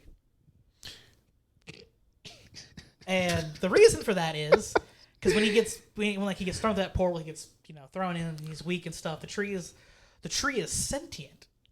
And it was like, "Oh yeah, you're pretty messed up. Here, We're gonna heal you." Yeah, he literally trapped in the tree. So the Rangers, Legend of Zelda, Ollie, and Zed are trying to It's a race to get to the Red Ranger first. Nice. And then the planet is all one giant living tree type thing. Okay. So they keep having to deal with these tree branches that are literally fighting them, and they don't realize it. It's a fun one. But when they go into space, Izzy's girlfriend was hiding in the command center, and they didn't realize it. Ah, yes. So she comes out, and now she's stuck in space with them. Nice. I do the same. And of course, and then Izzy, instead of being like feisty and all that stuff, and like how she was fun, this entire season she's like a worry wart. Like, I don't want you to get hurt. And like Fern at one point had to be like, she's like, I'm a big girl. Can you like shut up? It's space and giant monsters, and you have no powers. And then in one like Zolan gets captured somehow. And like they're all occupied. Billy's occupied somewhere else, and like they're all like different spaces. Guess who saves Zolan? Fern. She takes a morpher. Yeah. Like a little. It has like a little. The one that's intended for Ollie. Yeah, intended for Ollie. And it's got like this shoots lasers or whatever out. Yeah, so you can use it as like a laser gun. Laser gun. Nice. She uses it. Functionality. When she tries to free Zolan's circuits disrupt, and then big orange energy comes out, and then boom. She's the orange Zolan Ranger. Nice. So is this?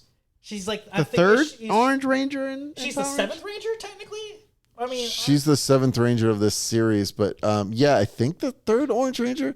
I mean, if you count SBD, even I think it was like a dream. It was a dream, so it's kind of debatable. And then you had Orange and Dino Charge. Or did we not get? No, you didn't get Orange and Dino I know that Charge. Tokuja has an Orange Ranger, but we didn't get this Tokuja. Does the Cat Ranger count in SPD as an Orange Ranger? Nova Ranger. No, Nova's the globe. gray one. There's like silverish. He's gray. Okay. Or white. Wait, there was the Nova Ranger's the girl. Cat Ranger's orange. Yeah, it's like white orange kind of. The same with Jungle Fury. The White Ranger has like orange with him, but he's considered a White Ranger. Considered a white. Okay. I also love though, as they're on that planet visiting, trying to find Zato, Ion, like he's always hungry. He like sees all these like fruit plants or something. He's like, ooh, I'm trying to eat that, and like the plants like smack him every time. He's like, nice. Could you not? And it's just like because of all that too, they get angry and they're like, we don't know you, so like we're gonna like trap you. But it was also interesting too in this season where like Ollie, in his emo phase is like, I can't do anything right. I want to do this for Zed, and Zed's like, you don't need a team, like, because he tries to get like a team of bajillionaires crew to help, and there's a character named Snotto, and they were like Power Ranger monster names. Like, he was like, you gotta help, and like Snotto was like, I don't really want to. Oh, Snadia. I think it's the daughter. Like Claudia. I'm pretty sure. No, the daughter's Never mind. Squidina or something. Squidina. It's the second one. But yeah, another one of the monsters is like, I don't really feel like helping. All they want to do is like text it on their phone and do TikTok dances. They want to dance so and stuff. Yes, perfect. And he's trying to think like a ranger. He's like, no, we got to do battle plans and stuff. And he goes to Zed at one point. He's just like, dude, they're not listening now. Like, I need a team. I can't. Like, he's like, you don't need teamwork. You need yourself, and you gotta do what you can do to get ahead.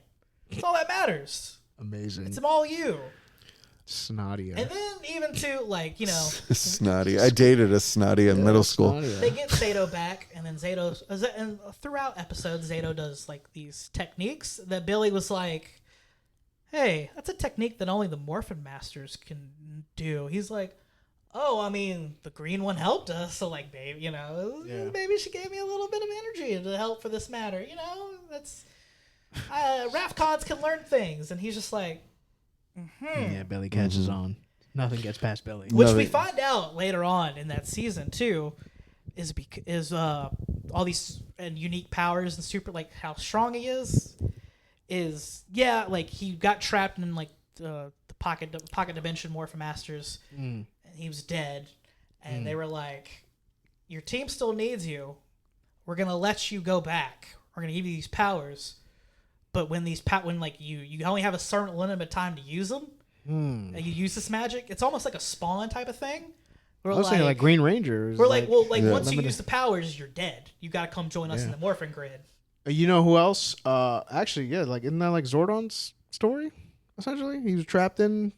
No, he was trapped in a time warp. Oh, time warp. Okay, He's not. He wasn't in the morphing grid. Yeah, but this was almost like a But in the movie, magic wasn't it life like that? battery. Yeah, I could have sworn in the movie it was like that. The morphing grid was keeping him alive, and then when they broke the tube, which is funny that they did it in the movie. I think he's talking about the movie with Bryan Cranston. Yeah, with Bryan Cranston, to save Billy. Yeah, I think she zapped him, and like he's just trapped in the space. His consciousness is trapped. Okay. I was like, he had his way out, and then he let Billy. I thought that had to do with then he could have come back. I thought it was something along those lines, but the white Beetleborg. Remember, it was like yin and yang. Like, we'll give you these powers until the Shadowborg is destroyed. No Shadowborg, there's no need for. I mean, he didn't die, thank God, but he didn't have his powers because he used his purpose. Yeah. So is it like that essentially? It was like a magic battery essentially, where like he's got all these powers, but they can run out whenever they're gonna run out when you're done using them. Yeah. Or when if you use too much of the juice. We don't know. We're not gonna tell you how much you got, but you got enough to help. You got to serve your purpose and then give me your powers. Yeah. He's the white Beetleborg. That's a multimeter with a phone attached to it. Wait until he turns back around. We got distracted by the episode that's on. I have it on the background just for funsies. Talking on a phone. How great is mucus? That's a multimeter. Yeah, I have that same one. I use that at work. Yeah. So what are you gonna do? Friggin' what's the hell's that slime monster? Mucus. Yeah. You do mucus test. See if a fucking outlet's working. Yeah. Good job. Are there any voltage running through it? So an ion figures it out that like. Because like every time he does certain things, like Zato starts to get woozy and falls over, and they're like, "Hey, what's going on with you?" And he tells Zolan and Aeon, he's like, "Look, I got a limited time left. You can't tell the rest. We need to focus on the mission." Yeah. And like, we don't want you to do this. He's like, "Hey, it's my choice. Like I know the risk. So like, you gotta let me do this. The greater good here." And a big point, which is. He uses the energy to like absorb his friends into like the shield, which ends up gassing him out, and like the morphing grid rips through time and space and like starts to like beam him up. Yeah, yes. And not Zato, I keep getting confused. Ion has him like, and he's like, "Hey, don't die," and he's like, "No, I'm not letting you go." Yeah. He gets teleported in with him. His body's still there. But his consciousness is in the grid. His soul is in the grid. And this is an interesting thing. He's in the grid. Yeah. He sees Zato, and he's like, "Zato," and like it's the actor of Zato. Yeah. Big bright blue eyes. Yeah. Bright, like super bright. Super bright. And he's like, "My name's not Zato. I don't know who you're talking about." He's like, "Oh, well, we're in the grid. I'm taking the form of someone you care about." So, clearly, and he's trying to piece together things, and he's like, I'm a ranger. We're trying to help fight Zed. He's like, I know what those things are, huh? And like, he's giving him stuff and helping him out, advice, and then at the end of their conversation, he's like, there's something I used to say in a time like this: "May the power protect you." And he's just like, "Okay, thanks, man." And then he goes off. Oh, yes. So to the point he was making earlier, how he felt like for the end of this season would make more sense for him to get the idea to bring Rita or try to find Zordon. If Zed came back and it's like, "Oh well, we can use this to find Zordon and stuff." Well, perhaps, and this is my theory running off of this, I'm sure if they ever get around, this is the best part of the show, is the theories. They could be the reason. Maybe he couldn't find Zordon's energy out in like space, because like he was coming through space in once and always trying to find Zordon. Maybe because his essence is in the grid itself. Because at the end, like Javi's doing a song, he's figured out how he's found some confidence, and like I can use my robo arm to play guitar finally. I figured out the mechanics now. And like in the song he says, "May the power protect you," and like Billy's like, "That's really cool that he's using my mentor's motto." And he's like, "What are you talking about? I gave it to him when I was in the grid." He's like, "What?" Yeah. He's like, yeah, that's what the being told me in the grid. He's like, you got to tell me everything. And then he was like, then he gets the idea of talking to Mechanic. He's like, if Zordon's out there, I wonder if we could, kind of get the wheels turned into that trial. Yeah. But to your point, I guess, yeah, it does make sense at that point. He's like, hey, okay, Zordon is out there. Let me search. Mm-hmm. But, yeah, I don't know. It was really cool. It was really neat. That's actually... So it makes more sense to me. That's why it makes more sense to that sense. So where's Power Rangers now? It could also morph into our arc we fantasy booked. We fantasy booked on the last Billy episode. Cranston becomes a villain because he gets so consumed trying to find Zordon and get him out, maybe his energy out of the grid to get him back into life. I don't know, but thinking about it more now, I was like, yeah, it definitely does make more sense to try to find him in that sense. That once and always should take place after Cosmic Fury. But for whatever reason, the writers were like, oh yeah, middle of season... I guess because maybe it came out between... No. It came out... so... I think it was... I was going to say it came out between season 1 and 2. No, it came out between Dino and Cosmic. Yeah. But, like...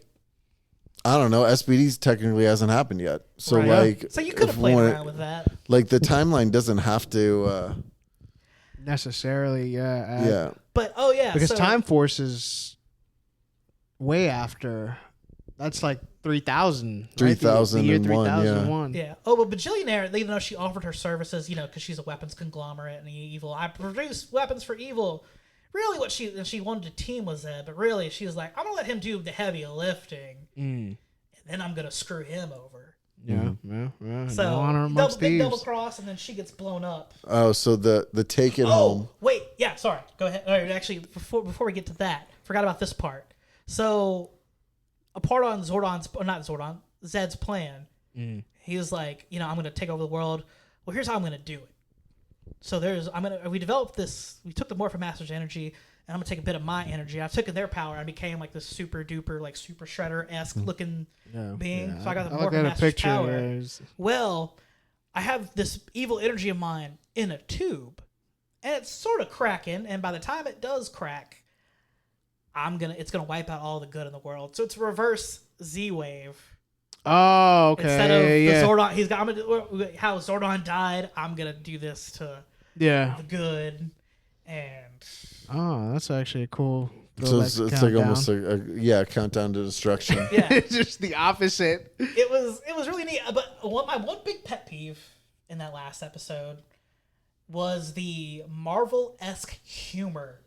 When Zed becomes like Master Zed, when he gets his Morphomaster persona, he takes a staff, blows up a mountain, and draws a Z in it. A giant Z is in there, and they're like, "Is that an N?" He's like, "No, it's clearly a Z. My name's Zed." And it's like, well, it looks like an N, bro. Like it totally breaks all the tension to be like, let's be Marvel for a second and have this like quippy joke, like, "Oh, see how silly this is, guys." Yeah. It's like This is still a kid's show, even though we got this deep I just hate storytelling. The Marvel-esque humor of like, isn't the stupid guy? Isn't like our shit? Like, come on, you don't need to do Marvel humor. Let's dial it.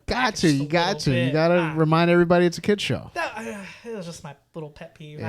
I hate when Marvel gets too jokey, but it was just like, why are we doing Marvel-esque humor in Power Rangers? I don't like it. I don't like it. Hashtag not my Power Rangers. Oh God, yeah. So after Cosmic Fury. Is this the end of Power Rangers? That's the big question I want to pose to you guys. So I think that's like, ideally, this is the end of that Power Ranger story in general. Like the 30 years or 93 to 23. This is from what everything I've read up. This is the end. If they're bringing back Power Rangers, they're bringing it in a different way, either like animated or like it's gonna be Mighty Morphin, it sounds like, or like something like that. Something in that effect. I mean, at the end of the day, Power Rangers is gonna always be a TV show created to sell toys. Right? Yeah. It's not like that's where all the money was. It wasn't based on the deals they made with art of storytelling. It wasn't. Yeah, they weren't looking for Emmy awards or anything like that. No, nobody was trying to give an Emmy to Power Rangers. Yeah, we want to sell kids toys, but I feel as a season like this was one of the stronger written Most recent ones, yeah. As far as what I know, like for me, and like from my Zordon era knowledge, and like in space and all that stuff, I feel like this is one of the stronger seasons I've seen. Yeah, just my personal opinion. Well, I think the second season and the second season and Cosmic really like do a great job. I think the first season, it's not Megaforce bad, but it's not. They spend so much of it building these characters and telling these storylines, and there's always these Bulk and Skull moments with Jayborg and Jane, and like a lot of meandering, because like it's just Monster of the Week. Okay, here's a little bit of overall story, contained episode. A little bit of story here. This one big episode. Back we go. Oh, but we're getting down to the last season, the last of our episodes for the season. Story. Done. Yeah. And then Christmas episode to be the season finale. Yeah. Strong on Christmas. You got to do a Christmas episode. It's the same.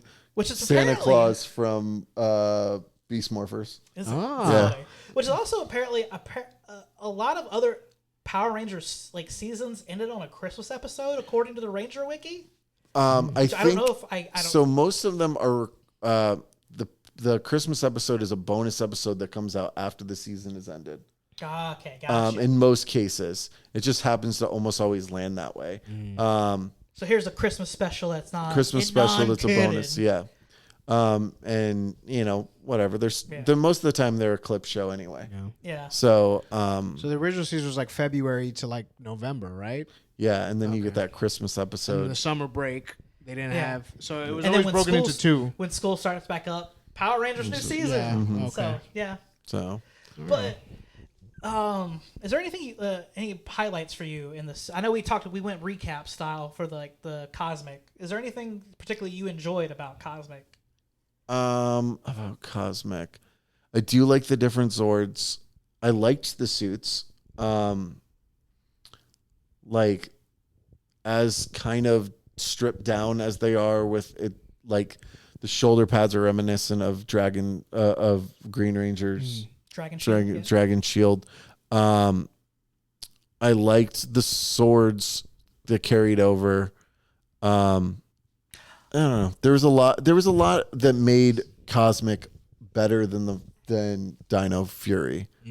And made it a lot more watchable. So here's what I found interesting in this season, or the Cosmic Fury 2, is they used a bit of Boom Comics lore. Yeah, they did. Because they Heckle brought my dog Heckle back. And Dayton Bajillionaire's daughter, or she's trying to court him, and he turns out to be the Dark Ranger. Because he uses his power that he got in that season. And in the comic books, they show he uses it and creates creates his own Power Ranger suit, and he's Dark Ranger. He's a good guy now. So that was interesting. That's from the comics. Yeah. The one thing I thought, which makes me wonder if they were going to follow that, if they're going to pull from like that lore too a bit, why didn't they also make Zed an Eltarian? Because his base on this season's in Eltar, because he's like, if I'm going to destroy the world, if I'm going to destroy the universe and all the good using the Z-Wave, how Zordon killed me and my friends before, it'd be fitting if he were here. I wish they had to play with that too a little bit. With he's actually Eltarian, that's why his skin, and those Zeo crystals? Yeah, I mean, they kind of mentioned that the Zeo crystals screwed him up, I think, in the original show. I could be wrong. I don't remember that. Okay, so maybe I'm confusing that with the Boom lore. Because in the Boom lore, that they explain that's why he takes the form he does, or that's why he is the form. Because the Zeo crystal melts his skin, essentially. Because if you touch it, it's raw energy and superpower, it's gonna gonna screw you up. I wish they had to play with that a little bit too, to be like, oh yeah, I was an Eltarian, I was part of the Guardians of Eltar. So you're a guardian of Ravcon. I did the same thing on my planet. Look what happened to that. Yeah, but turned heel. A fun thing. Well, I don't know, maybe fun. A fun facty thing about Jekyll's Death Ranger, Dark Ranger, Talon Ranger suit, whatever you want to call it. Is they sent the wrong helmet. So it's the blue Dino Charge helmet, and they just did some quick paint job on it. Nice. I also wondered about another funny fact too about that. At a certain point, I know Tarek, the Void Knight, doesn't have a suit. Yeah. Well, it turns out they had to send it back to Japan because Japan needed it for the next seasons or subsequent stuff. Oh. Because they were like, yeah, Toei Studios was like, oh, yeah, we need that suit back. We're filming some stuff. Oh, well, fuck. Okay, well, here you go. Oh. Well. So I can't necessarily remember if that fact comes between it in the. Well, no, he doesn't. Well, no, yeah, he might have gotten rid of it in season 2 because of that. Yeah. Oh yeah, because there was a gap where he was like walking around in regular clothes. Yeah. Yeah. And then he fights in this one, which I think that's another thing about this interesting thing about this season 2, or this whole series with these crew in general. There wasn't a whole lot of unmorphed fights. Yeah, it was a little lacking on that. Like if they fought, they were in the suits. Yeah. Tarek, I mean, obviously because they don't have a suit anymore, which they could have used one of the zoo suits. Yeah. If they wanted to, maybe the purple. I know I already gave purple to Javi, but like, rewrites, brother. Yeah. It's purple. You have a I would have given him the black one because it's got that big yeah. monstery size one. Oh yeah. That'd have been It was cool. like a bull or something. Like Yeah, that. it's like a bull. And the blue one had like fur on the outside. Yeah. It was a very unique cast of. It was like a whole bunch of them too. I'm sure this would have been a pain in the ass to cast for the suits or for the action figures, right? Because like you figure like the Mighty Morphin ones for the most part are all the same body and paint. You just pay different color paint and different helmets. Yeah. So I'm sure like having to sculpt like 12 different size costumes would have been a pain in the ass when it's a lot easier to just do the 2 and 2 or the 2 and 3 or whatever the case is. Did you have an issue with though like no unmorphed fights, or do you chalk it up to like, hey, these are actors and not like trained martial artists? So there was a few in the first season, but it's almost I didn't notice it until you said that, and then like because I had also heard somebody else's opinion about that, saying that there wasn't as many out of suit fight scenes as a normal season. It's like I don't think I noticed it. Yeah.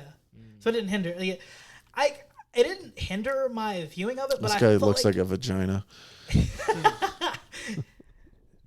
It could have enhanced it a little bit to show like. But again, I get it. They're more actors this time and not even then like I mean David Yost and Amy Jo Johnson weren't martial artists; they were gymnasts. Mm-hmm. So I mean, but you need that's like stuff. It's such an important thing of Power Rangers is the action, the fighting is what drew us. They use their weapons, but there's not a whole lot of fist fighting to be like that. There's more training montages than there were like out of suit fights.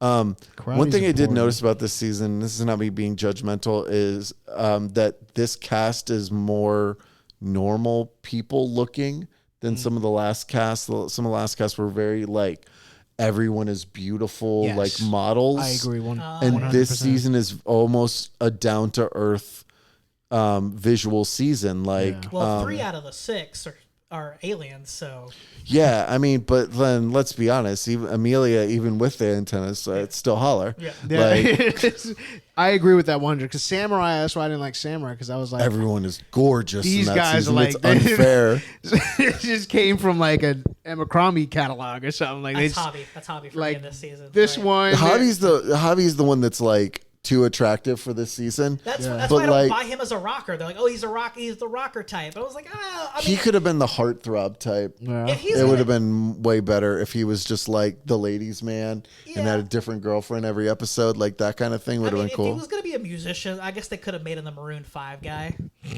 as an ask, and not try to make him be like, oh yeah, I'm gonna wear like a leather jacket and flannel around my waist like a Raven in the 90s and grunge. But it's like, dude, you're too pretty and your clothes are too very normal, pristine. I like that. It's a very normal looking season. Like look at Ollie.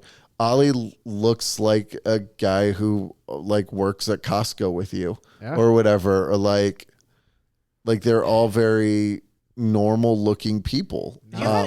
Funny overly too, attractive. That Pop's New Zealand accent kind of comes out here and there. Oh, it is funny, yeah. Like he tries to hide it, but like at a certain point, some I think another extra or one like minor actor with like one speaking line tried to have an American accent, but like at a certain word they lose it, and you can clearly tell we're filming this in New Zealand, guys. Those guys from New Zealand. Very normal. That's a very good point. So you got a go home question before I start asking questions? I didn't partake much in this 2 hours. Oh, we got through like 12 episodes. Kayden Greene was kind enough to bring me and Nova some Power Rangers trading cards. Yeah, look at this. This is from guys. the new season, and it's the White Tiger Ranger. And by the new season, you mean Power Rangers Season 2? Yes. Not the new season. Well, the not Cosmic Fury. New season 2. 1994. Oh, yeah, look at this. So my question is, do you want to open? Man, I do love this packaging here, this foil packaging here, and then I like the back to see Power Foils, 72 cards, 1 card in every pack, and then White Ranger is only 8 cards. If you want to be pristine about it, I can go get some scissors. We can cut the top. Unless you're that committed to it, I don't know. I want to hold. I'm gonna hold on to mines because I don't know why I did it. So I bought like 2 Alien Ranger Legacy collections yesterday. Is that a thing? Like you buy trading card packs but don't open them? Yeah. Some people send card packs to get graded, like with the card like unopened. I just hold on to things because I'm afraid.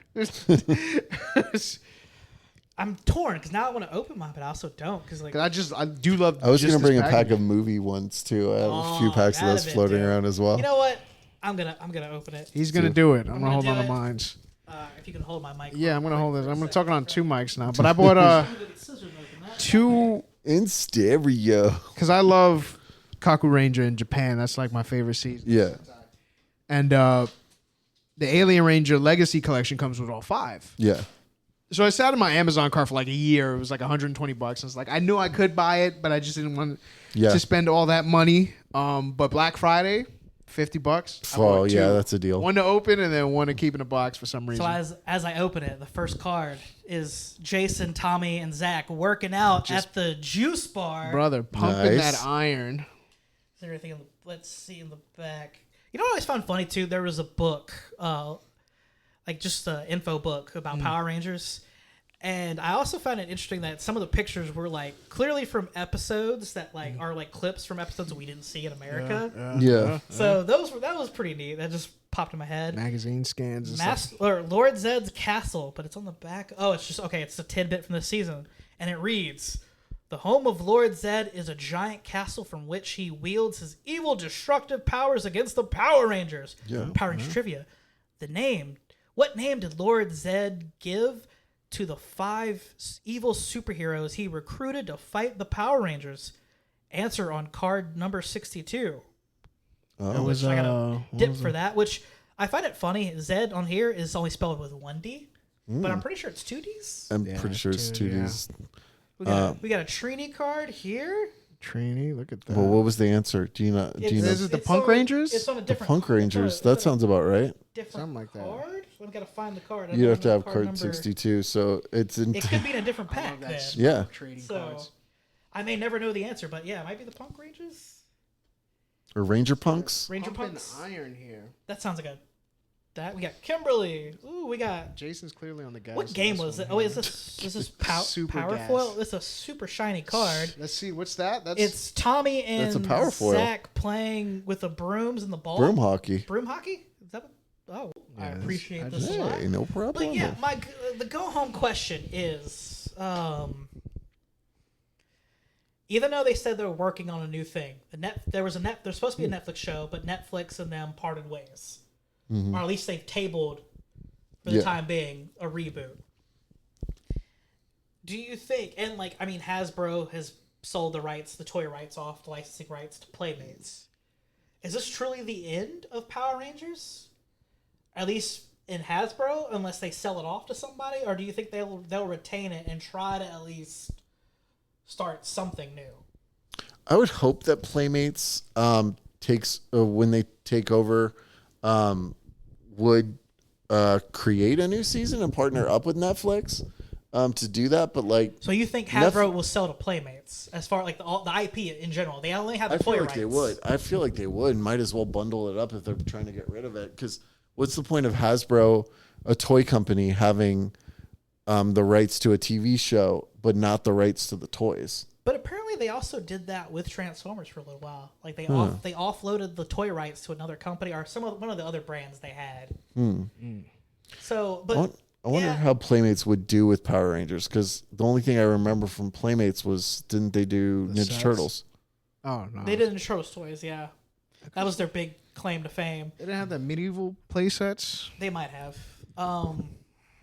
Noah, do you have any thoughts of what you think could happen? Or do you think this might be the end? Like the end? I feel like it is the end. I don't want it to be the end because I feel like... In general, like we're not going to get the way you else. guys described Cosmic Fury, I feel like, okay, they're incorporating like fans of Power Rangers to write. Like, yeah, you know, it's strong enough and you can still, like what you said, the Marvel-esque jokes, humor, and all that sense of humor. Like, I feel like with that kind of combination, you can reach that general audience with that storytelling, but have something for the kids to invest in and get those toys. Yeah, I mean, I would have definitely. I can agree with that. The kind of serious, but also like enough where like, you have that balance where it's just like. I would like to see that. I mean, it's. The Marvel formula seems harder to replicate than a lot of companies seem to do, because I mean DC tried it, failed. Universal tried and failed weirdly with their Dark Universe. I feel like that's because I think they would start off nice as like, okay, I can get behind this, and then they just fucking go balls to the wall and throw everything out there. Like you have, you like the Superman movie? Well, here's Batman, Wonder Woman, and a whole bunch of shit we're just gonna throw in here. If we're gonna start from scratch, if Hasbro is gonna maintain it and gonna start anew or do something new, I know all signs lean to they're gonna reboot with Mighty Morphin, or at least use that. That's template. my fear. I like the idea of starting from scratch with Cosmic Fury. Almost from scratch. I mean, I want a full-blown start from scratch, like completely new, original suits, original Zords, original monster designs. Let's do something like that. Like, you can kind of allude to the history of Power Rangers. Like, there's been Power Rangers before you, but like, keep it like super vague. Almost, if I had to put it in pop culture terms, or like, have it be like the Suicide Squad from James Gunn, where it's like, there's history here, but like. Doesn't really matter. It's about what's next. Yeah, it's like what's going on right here. I feel like the thing about Power Rangers is that they were able to work with such a small budget because they were buying the film rights and they were buying the suits and all the other stuff, and is being sent down to them.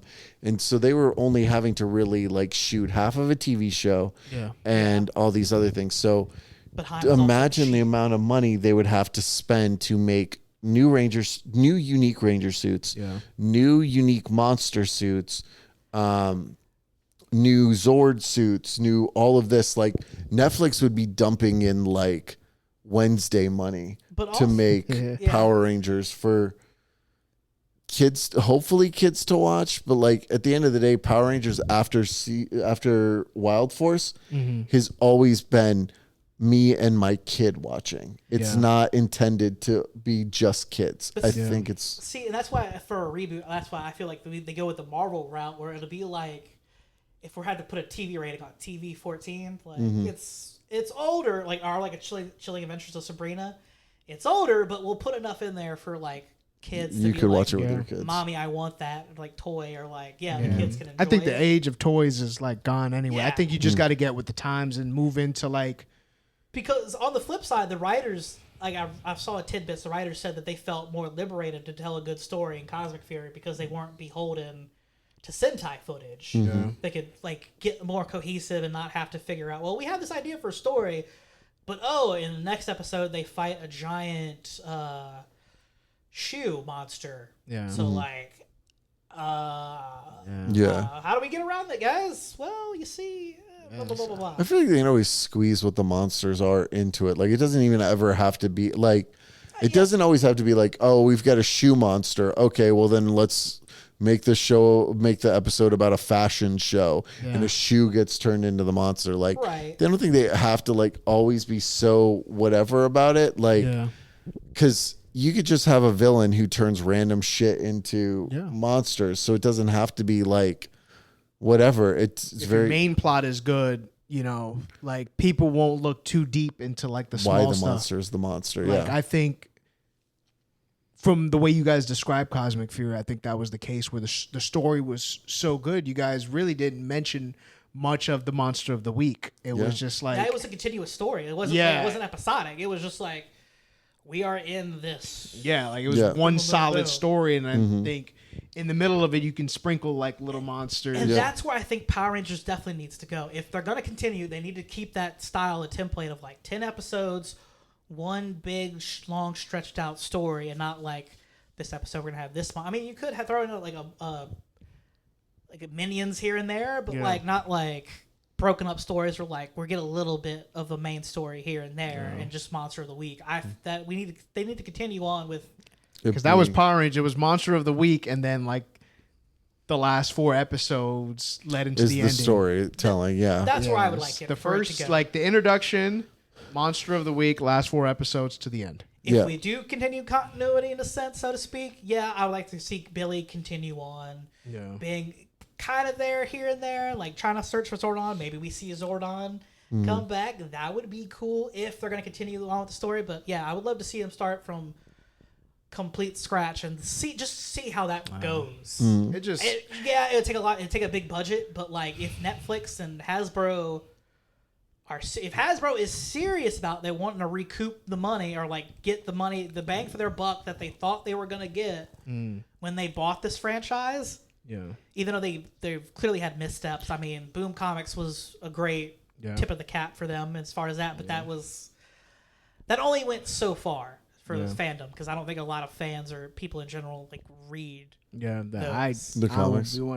Like I'd get into it and then I'd stop and then I'd get back into it. I'll pick up a random one and read most of it and then put it away. I wait for a collection and then I read through like the main run, and I mean it fell off a cliff for me when Kyle Higgins left. When he got done with Shattered Grid and like left the story, I felt it kind of it took a dip because the writers were like, well, I'm gonna make Power Rangers Zeo season 1.5, where it's like we're gonna pigeon ourselves into, well, this is what happened in the season. This would happen. This blah blah blah blah blah. Where Kyle Higgins was like, like I'll take from the show, but I'm gonna put a lot of heart into it and create something. And I'd go back to the, the guy who sold tickets. Go back to that. So switch it up, get muddy. I would hope for it. I would like to see. I hope it continues. I hope Hasbro figures out something to do with it. But like Hasbro, apparently Transformers fans are unhappy with how Hasbro handles that. G.I. Joe. It remains to be seen. Like even then, even in the comic books, like Skybound, Robert Kirkman has got the rights is doing a Hasbro universe where like Transformers, G.I. Joe. I heard about that. Something else. They're I think it was Power Rangers too. To the universe. I don't know. Oh, Boom still has Power Rangers. Oh, okay. So but that could you imagine Robert Kirkman writing Power Rangers? I mean, hi, I'm Negan. I just want to use the lead. Why not? That'd be hilarious. We've got 30 years. There's some fan comic out there, I'm sure, that has Negan going in. And I still feel like... And, like, Zack gets his head bashed in. Trini, I'll find you. Just 30 years, and I feel like we still haven't just scratched the surface. And I just... Yeah. I mean, it's one of the longest running kids' TV shows, right? Yeah. Other than, like, Sesame Street. Yeah. There's not a lot of TV shows for kids that made it past, like, a 5-year mark, right? Yeah. Like... Most of the ones that we grew up on and like kid shows like that and the stuff that's being rebooted and stuff like that. Yeah. I mean, I guess like maybe like Dora the Explorer probably had a solid run, but not 30 years. No. And like a lot of those shows, like you're lucky to hit 5-10 years. This is 30, man. This is a whole adult. But I mean, I know they want to distance themselves from using Sentai footage, but if anything, if they're going to take from Sentai, they need to take their business model For example, like Kaku Rangers had their like 20th anniversary. 30th. My bad. Yeah. 30th anniversary, they released a series. Yeah. Why not do something like that? Yeah. I mean, we got once and always, but why don't we get like if they're gonna cash out on nostalgia instead of just using the Mighty Morphin, why don't they try to do like a anniversary special season with SPD? I want an SPD 2025 episode, like even if it's just a 1 hour, hour and a half movie thing. Yeah. The same way they did Once and Always. I want to see that for like SPD. I want to see that for these 10 years. I mean, obviously we're not going to get it for like Dino Thunder because of actually, I believe JDF's you could. passing. Maybe you could have that. That'll be built. That'll be essentially the story without. You could build into that, yeah. How are we going to do this without him? I mean, it would almost be the same as Once and Always, where they're just like, how are we going to do this without Trini? Yeah. Even though she was kind of there, and then they just killed her off. They killed her just off. going into it with her not being there, telling a story. Yeah, and I appreciate them doing that in a sense because I know David Yost was for a while trying to pitch something like that and writing around that concept of like. I want it to be like we want to center around her spirit being there in a sense, like her being included, but even though she can't be with us. Wow. But yeah, that could be one way to go. But I think they should try that model. I mean, if it works for Sentai, I mean, Kaku Rangers again was so good for them business wise. They're like, it's my favorite. This is the new model. Like we're gonna do this every 10 to 15 years for other seasons and do a mini movie or like a series or whatever. So. More crossovers. I would love more crossover episodes. Absolutely. I would like almost like a All Stars Power Ranger season where like almost like Once a Ranger, but instead of it being attached to a season, it's like this is maybe I don't know, like it's like a red, a blue, a green, like almost 5 Rangers. Like all-star team. Each season just come together for like a dream team kind of like mix up, you know? Oh, we're at the Peace Conference 2020, like 37. Like, how do we get aliens here? invade? There's Ranger. I don't know, some hijinks. Queen or Bee Machine something is cool back. that like something cool that brings like one Ranger from one season and like it's almost like a how did we get here kind of situation, and they team up to take care of a monster in a different situation, like. I don't know, just something different where like. Would you like that in animated form even if they don't get the physical actors? I would like an animated version of Power Rangers. Period. I think that would be cool because then it's a lot easier to bring in these characters that you already know, and I'm sure like I don't know, like the guy who played Sky might not. I know he doesn't look like Sky anymore. Like he's aged. Rough, but his voice is going to sound the same. Yeah. So how cool would it be if whatever new Power Rangers season it is, they have the opportunity to dip into the morphing grid and call for help through different people, you know? I like that. I think that would be cool. Like, and that way you have these cool crossovers. And even like in COVID era, it could have been done because you had like Zoom, and that's how a lot of these like animated shows were still going, is because the writing team was doing it online, and everyone was doing it in a closet and recording. I knew somebody, like a voice actor, who like they had to buy like their own little studio little box they had to use so they could do their dialogue in. So they could do that. If maybe I'm getting a little too weeaboo here, but like maybe if they did it like anime style too, like the animation. I mean, you get another fandom, I guess, or people interest there. That'd be cool. So what in my brain the style they would use would be, do you know Ladybug and Cat Noir? You know that cartoon? The 3D on Netflix. It's like that. Yeah, it's like kind of animated, kind of like AI. It's like, but it's super. My nephew loves that show. Right? So it's that vibe that like. The art style would be perfect for Power Rangers, and you have that like near anime, but also not. Which I think they did with Thunderbirds. I think Thunderbirds had like a Netflix show like that kind of animation style. Okay. But it's a fun animation style, and I think that would be really cool for a Power Ranger series. Yeah. It's enough that it's kind of realistic-y, but also kind of cartoony, and just I think that would be the best route to go, like cartoon-wise, for a Power Ranger series. To kind of maintain, like, oh, this is what the actors looked like, to keep that image, so to speak, of those characters. In a sense, that'd be dope. Before we close off, your two favorite characters from the season. Is there any favorite one? Amelia?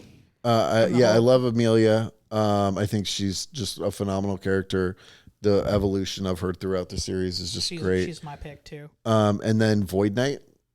A big evolution in that character, like huge storyline, very soap opera drama vibe. Because he does help out the Rangers in the second season a bit, and like the other Rangers wanted to trust him, and Zeta was like, "We were fighting this guy. Yes. Like, I don't trust him. He's gonna double cross us." And then it's Negan. like, He was Negan. I think they're even having a fight because of it too. So yeah, you should continue watching the season. I'm gonna continue watching because the way you guys articulated it was like really freaking cool. Like it just started off, so I was like, oh, it picks up like this. Zed? Yeah. Well, it was going to be a Super discussion Zed? about the overall. Became like we're going to tell Nova the story to get him intrigued Oh to hell watch yeah! it. Like So, I think anybody who would listen to this, like it gets good, and it carries off into the next season. It It's does just not build like a up, like- fresh reboot, It's and everything makes sense. It leads to something, you know. It's definitely one of those shows where, like, I hate when people say this to me, but it's like you have to watch the first season, but it gets better after that. Yeah. This is hands down one of those seasons definitely that. where you say, watch the first season so you can know who the characters are. Honestly, you could watch the first 9 episodes and then just skip to season 2, more than likely. But you have to watch the first season, which is kind of a slow start to get into season 2 and Cosmic. Yeah. And both of them are worth the watch. So Yeah, absolutely, 100%. And I mean, if this is the end for Power Rangers as we know it, and for the next decade or so, until somebody buys the rights, Until somebody's like, repurposes we're gonna it, keep this alive, or unless Hasbro decides to get their act together, it's a good way to end it off with a little bit of hope. I mean, they saved the day. Billy's like, I can get my mentor back still, possibly, because a lot of open ended. that would be cool to do that for the comic series or for a cartoon series. Is if centers around Billy trying to find Zordon, and there's so many different like Ranger verses, and the main verse, which I found out that Beast Morphers takes place in the same universe as all the rest of, as most of the rest of them. Even though like RPM is on its own universe, obviously SPD is in the future, so it's kind of in its own dimension, I guess. But this one is in the same universe, obviously, as Mighty Morphin. So when it comes to the season, would you consider Cosmic Fury and Dino Fury to be in your top 10? yes, Yeah. yeah, Out of, 27 seasons, technically? so, something 26 seasons, something like that. 20 plus. So you'd put it in the top 40% of your Power It'd Ranger be up there. It'd be up there with my Mighty Morphin, my Zeo, my Time Force. It might even make my top 5, to be honest. We might have to go back and look at other seasons of Power Rangers after the sort. Like I said, I watched a bit of Dino Charge when Tommy showed back up, but other seasons in that, like RPM, like I kind of know. But You gotta watch RPM. You have Like to watch digital, like these digital TVs, like they have those channels, and like certain channels will have one that just like there's a Power Ranger channel that just plays nonstop. Would you put it in there in your top 10? But I put it in my top 10. I think it could land at 10. Okay. I think I would have to like break down Dino what my Fury numbers- or Cosmic Fury. for Cosmic Fury, mostly Cosmic because Fury, of Cosmic yes. Fury. Yeah. Yeah, I think Dino. Well, I mean, they're. Would you count it One all as chunk. one entity then? I would, yeah. Yeah. So I mean, well, wait a minute. Yeah, it is the beginning Is there and the end of there. how many seasons are there in total? Because you figure there was like Super for a while, right? There's Super Mega Force, Super Samurai, Super Dino Fury, or Dino Charge. Super Dino Charge. The Super series was like a sequel series to an original one. 28 seasons in total, says according to the Google. But does that count Samurai and Super Samurai as Because one this season would or be two? like if Dino Fury carries over into Cosmic Fury, wouldn't that be the same as Mighty Morphin carrying over into Zeo?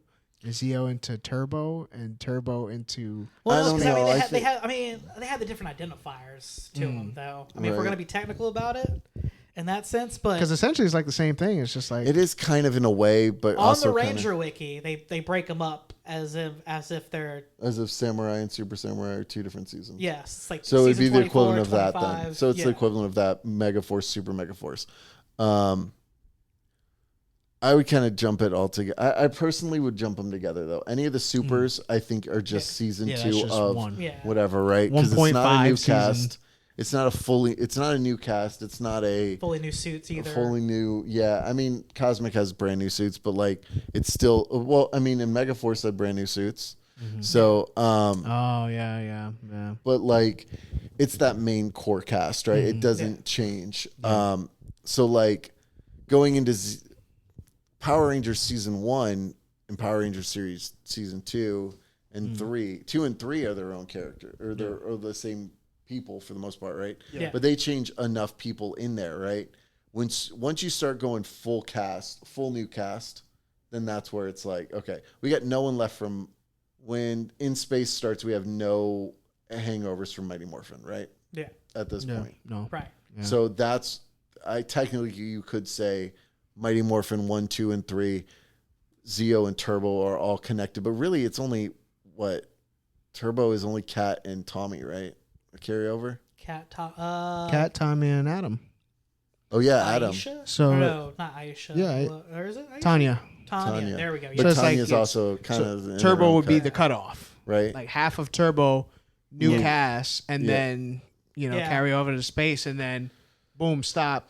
New cast. Hard stop, and then until you get to the Nickelodeon where you have the double teams. So it's like, I don't know, like I guess you can count that whole big cluster into one. But so I guess would you say it's you? So you would say that Dino Fury, Cosmic Fury is on the top half of the Ranger scale for you. Yes. So top half of the Ranger scale, definitely.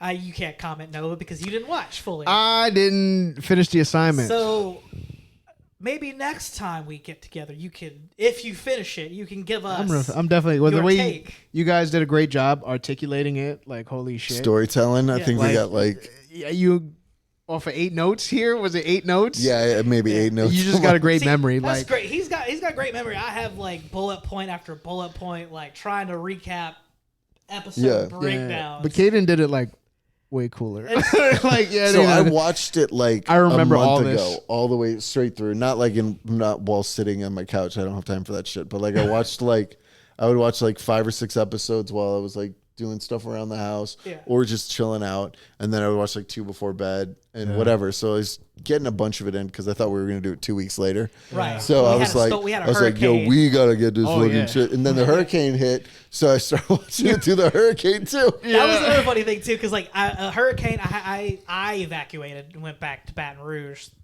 Louisiana. And I was like, I don't have my Netflix login. I don't remember what episode I left off on. Oh, I'll get back to it when I get back. And then sicknesses and other stuff and other affairs. Yeah, it's like, okay, we got a little time now. I guess we could. Damn, I did not. I'm sorry, guys. I got sidetracked. Is there anywhere we can watch Beetleborgs? Oh, I'm gonna order the DVD off Etsy. I might have to do that too. I was thinking we should watch the first season, rewatch the first season of Beetleborgs, and talk on that. That'd be tremendous. Yes, we can do that. However, the next time we are together, for those of you listening who've stuck along with us for this 2-hour odyssey, which is great. I mean, it's compelling storytelling, guys. Yeah. We are going to watch the first Three Ninjas movie. Oh yeah. Oh, yeah. Now we're talking. Now there we go. Now I can sit through that. So I can sit it. If we make it all the way to number 4, I'm gonna reach out to Mike, who played Colt in the 4th one, and see if he can give us like a hot open or something for it. That'd be tremendous. So I'll reach. Yeah, there's 3 ninjas. 3 ninjas kick back. Yep, 3 ninjas knuckle up, and 3 ninjas high noon at Mega Mountain. 3 ninjas high noon at Mega Mountain with Hulk Hogan. And there's a fun with Hulk Hogan. There's a fun tidbit about the first 3 Ninjas movie that we will get to in that episode. So the next time you hear us all 3 together, we will be talking about that childhood fun for all of us. Yes. A break from the Power Rangers, but we will get back to that, and eventually we'll do a watch. We're gonna do a watch along. This time I'm actually gonna watch, guys. Well, it's only 2 hours, so it's not 40 episodes. You know what I can remember 2 hours, not 40 episodes. Actually, you know what we should do? We should, for a watch along, record it. Have you come? We're gonna come back to the studio apartment. Sorry, Cole. I'll send you royalties on that one. We should sit Nova down and make him watch Once and Always. Oh. God. It's not as bad. Well, okay, here's a plus side to it that you may not have known. Robo Rita is voiced by the original Rita voice. The way you were describing it early in this episode, Gooden. The way you were describing it early in this episode, connecting to Cosmic Fury, I might have to now. You might have to. I mean, there is plus sides to it. Like I said, Barbara Gooden coming back to voice Rita. Yeah. So that was a cool point, a cool note to it. But yeah, there's a lot of things, a lot of reasons to watch it. We're going on hour 15 now. I gave him a 90-minute show, and we're going an hour over. Hey, brother, it's Vega's world. We'll do what we want. We're advertised. I don't know if I might. Well, it's too late now. I'm not going to break this up into two parters. Give the go home, man. If you stuck around for this long, we appreciate you.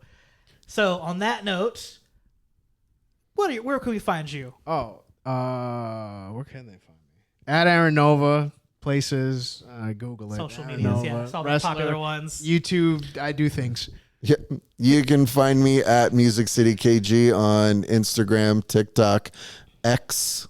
There's probably some other. Blue Sky. Do you have Blue Sky? No, I haven't done that yet. I got that. I'm so ready for that to be what was that one that we had like a year and a half ago that was like the new Twitter? Hive or whatever? Hive, yeah. Tout. Tout? No, You can definitely find me on Tout. Yeah, so and I'm wrestling for Riot Pro Wrestling this upcoming weekend. This episode's going to release. This comes out tomorrow.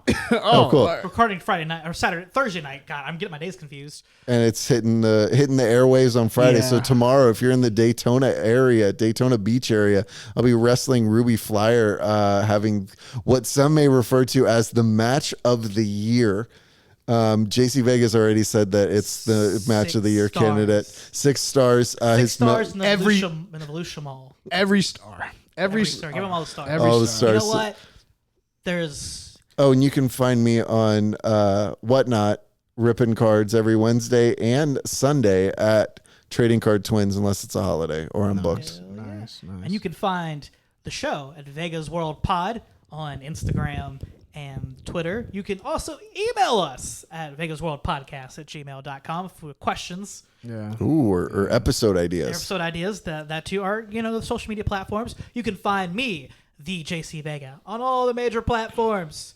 I even got a TikTok. I don't use it much, so don't expect me to do TikTok dances or any of those funny voices. I don't know. Depends. Who cares? Anyway, we thank you. Till next time. May the power protect you. May the power protect you. Have the guts to try me, Reg.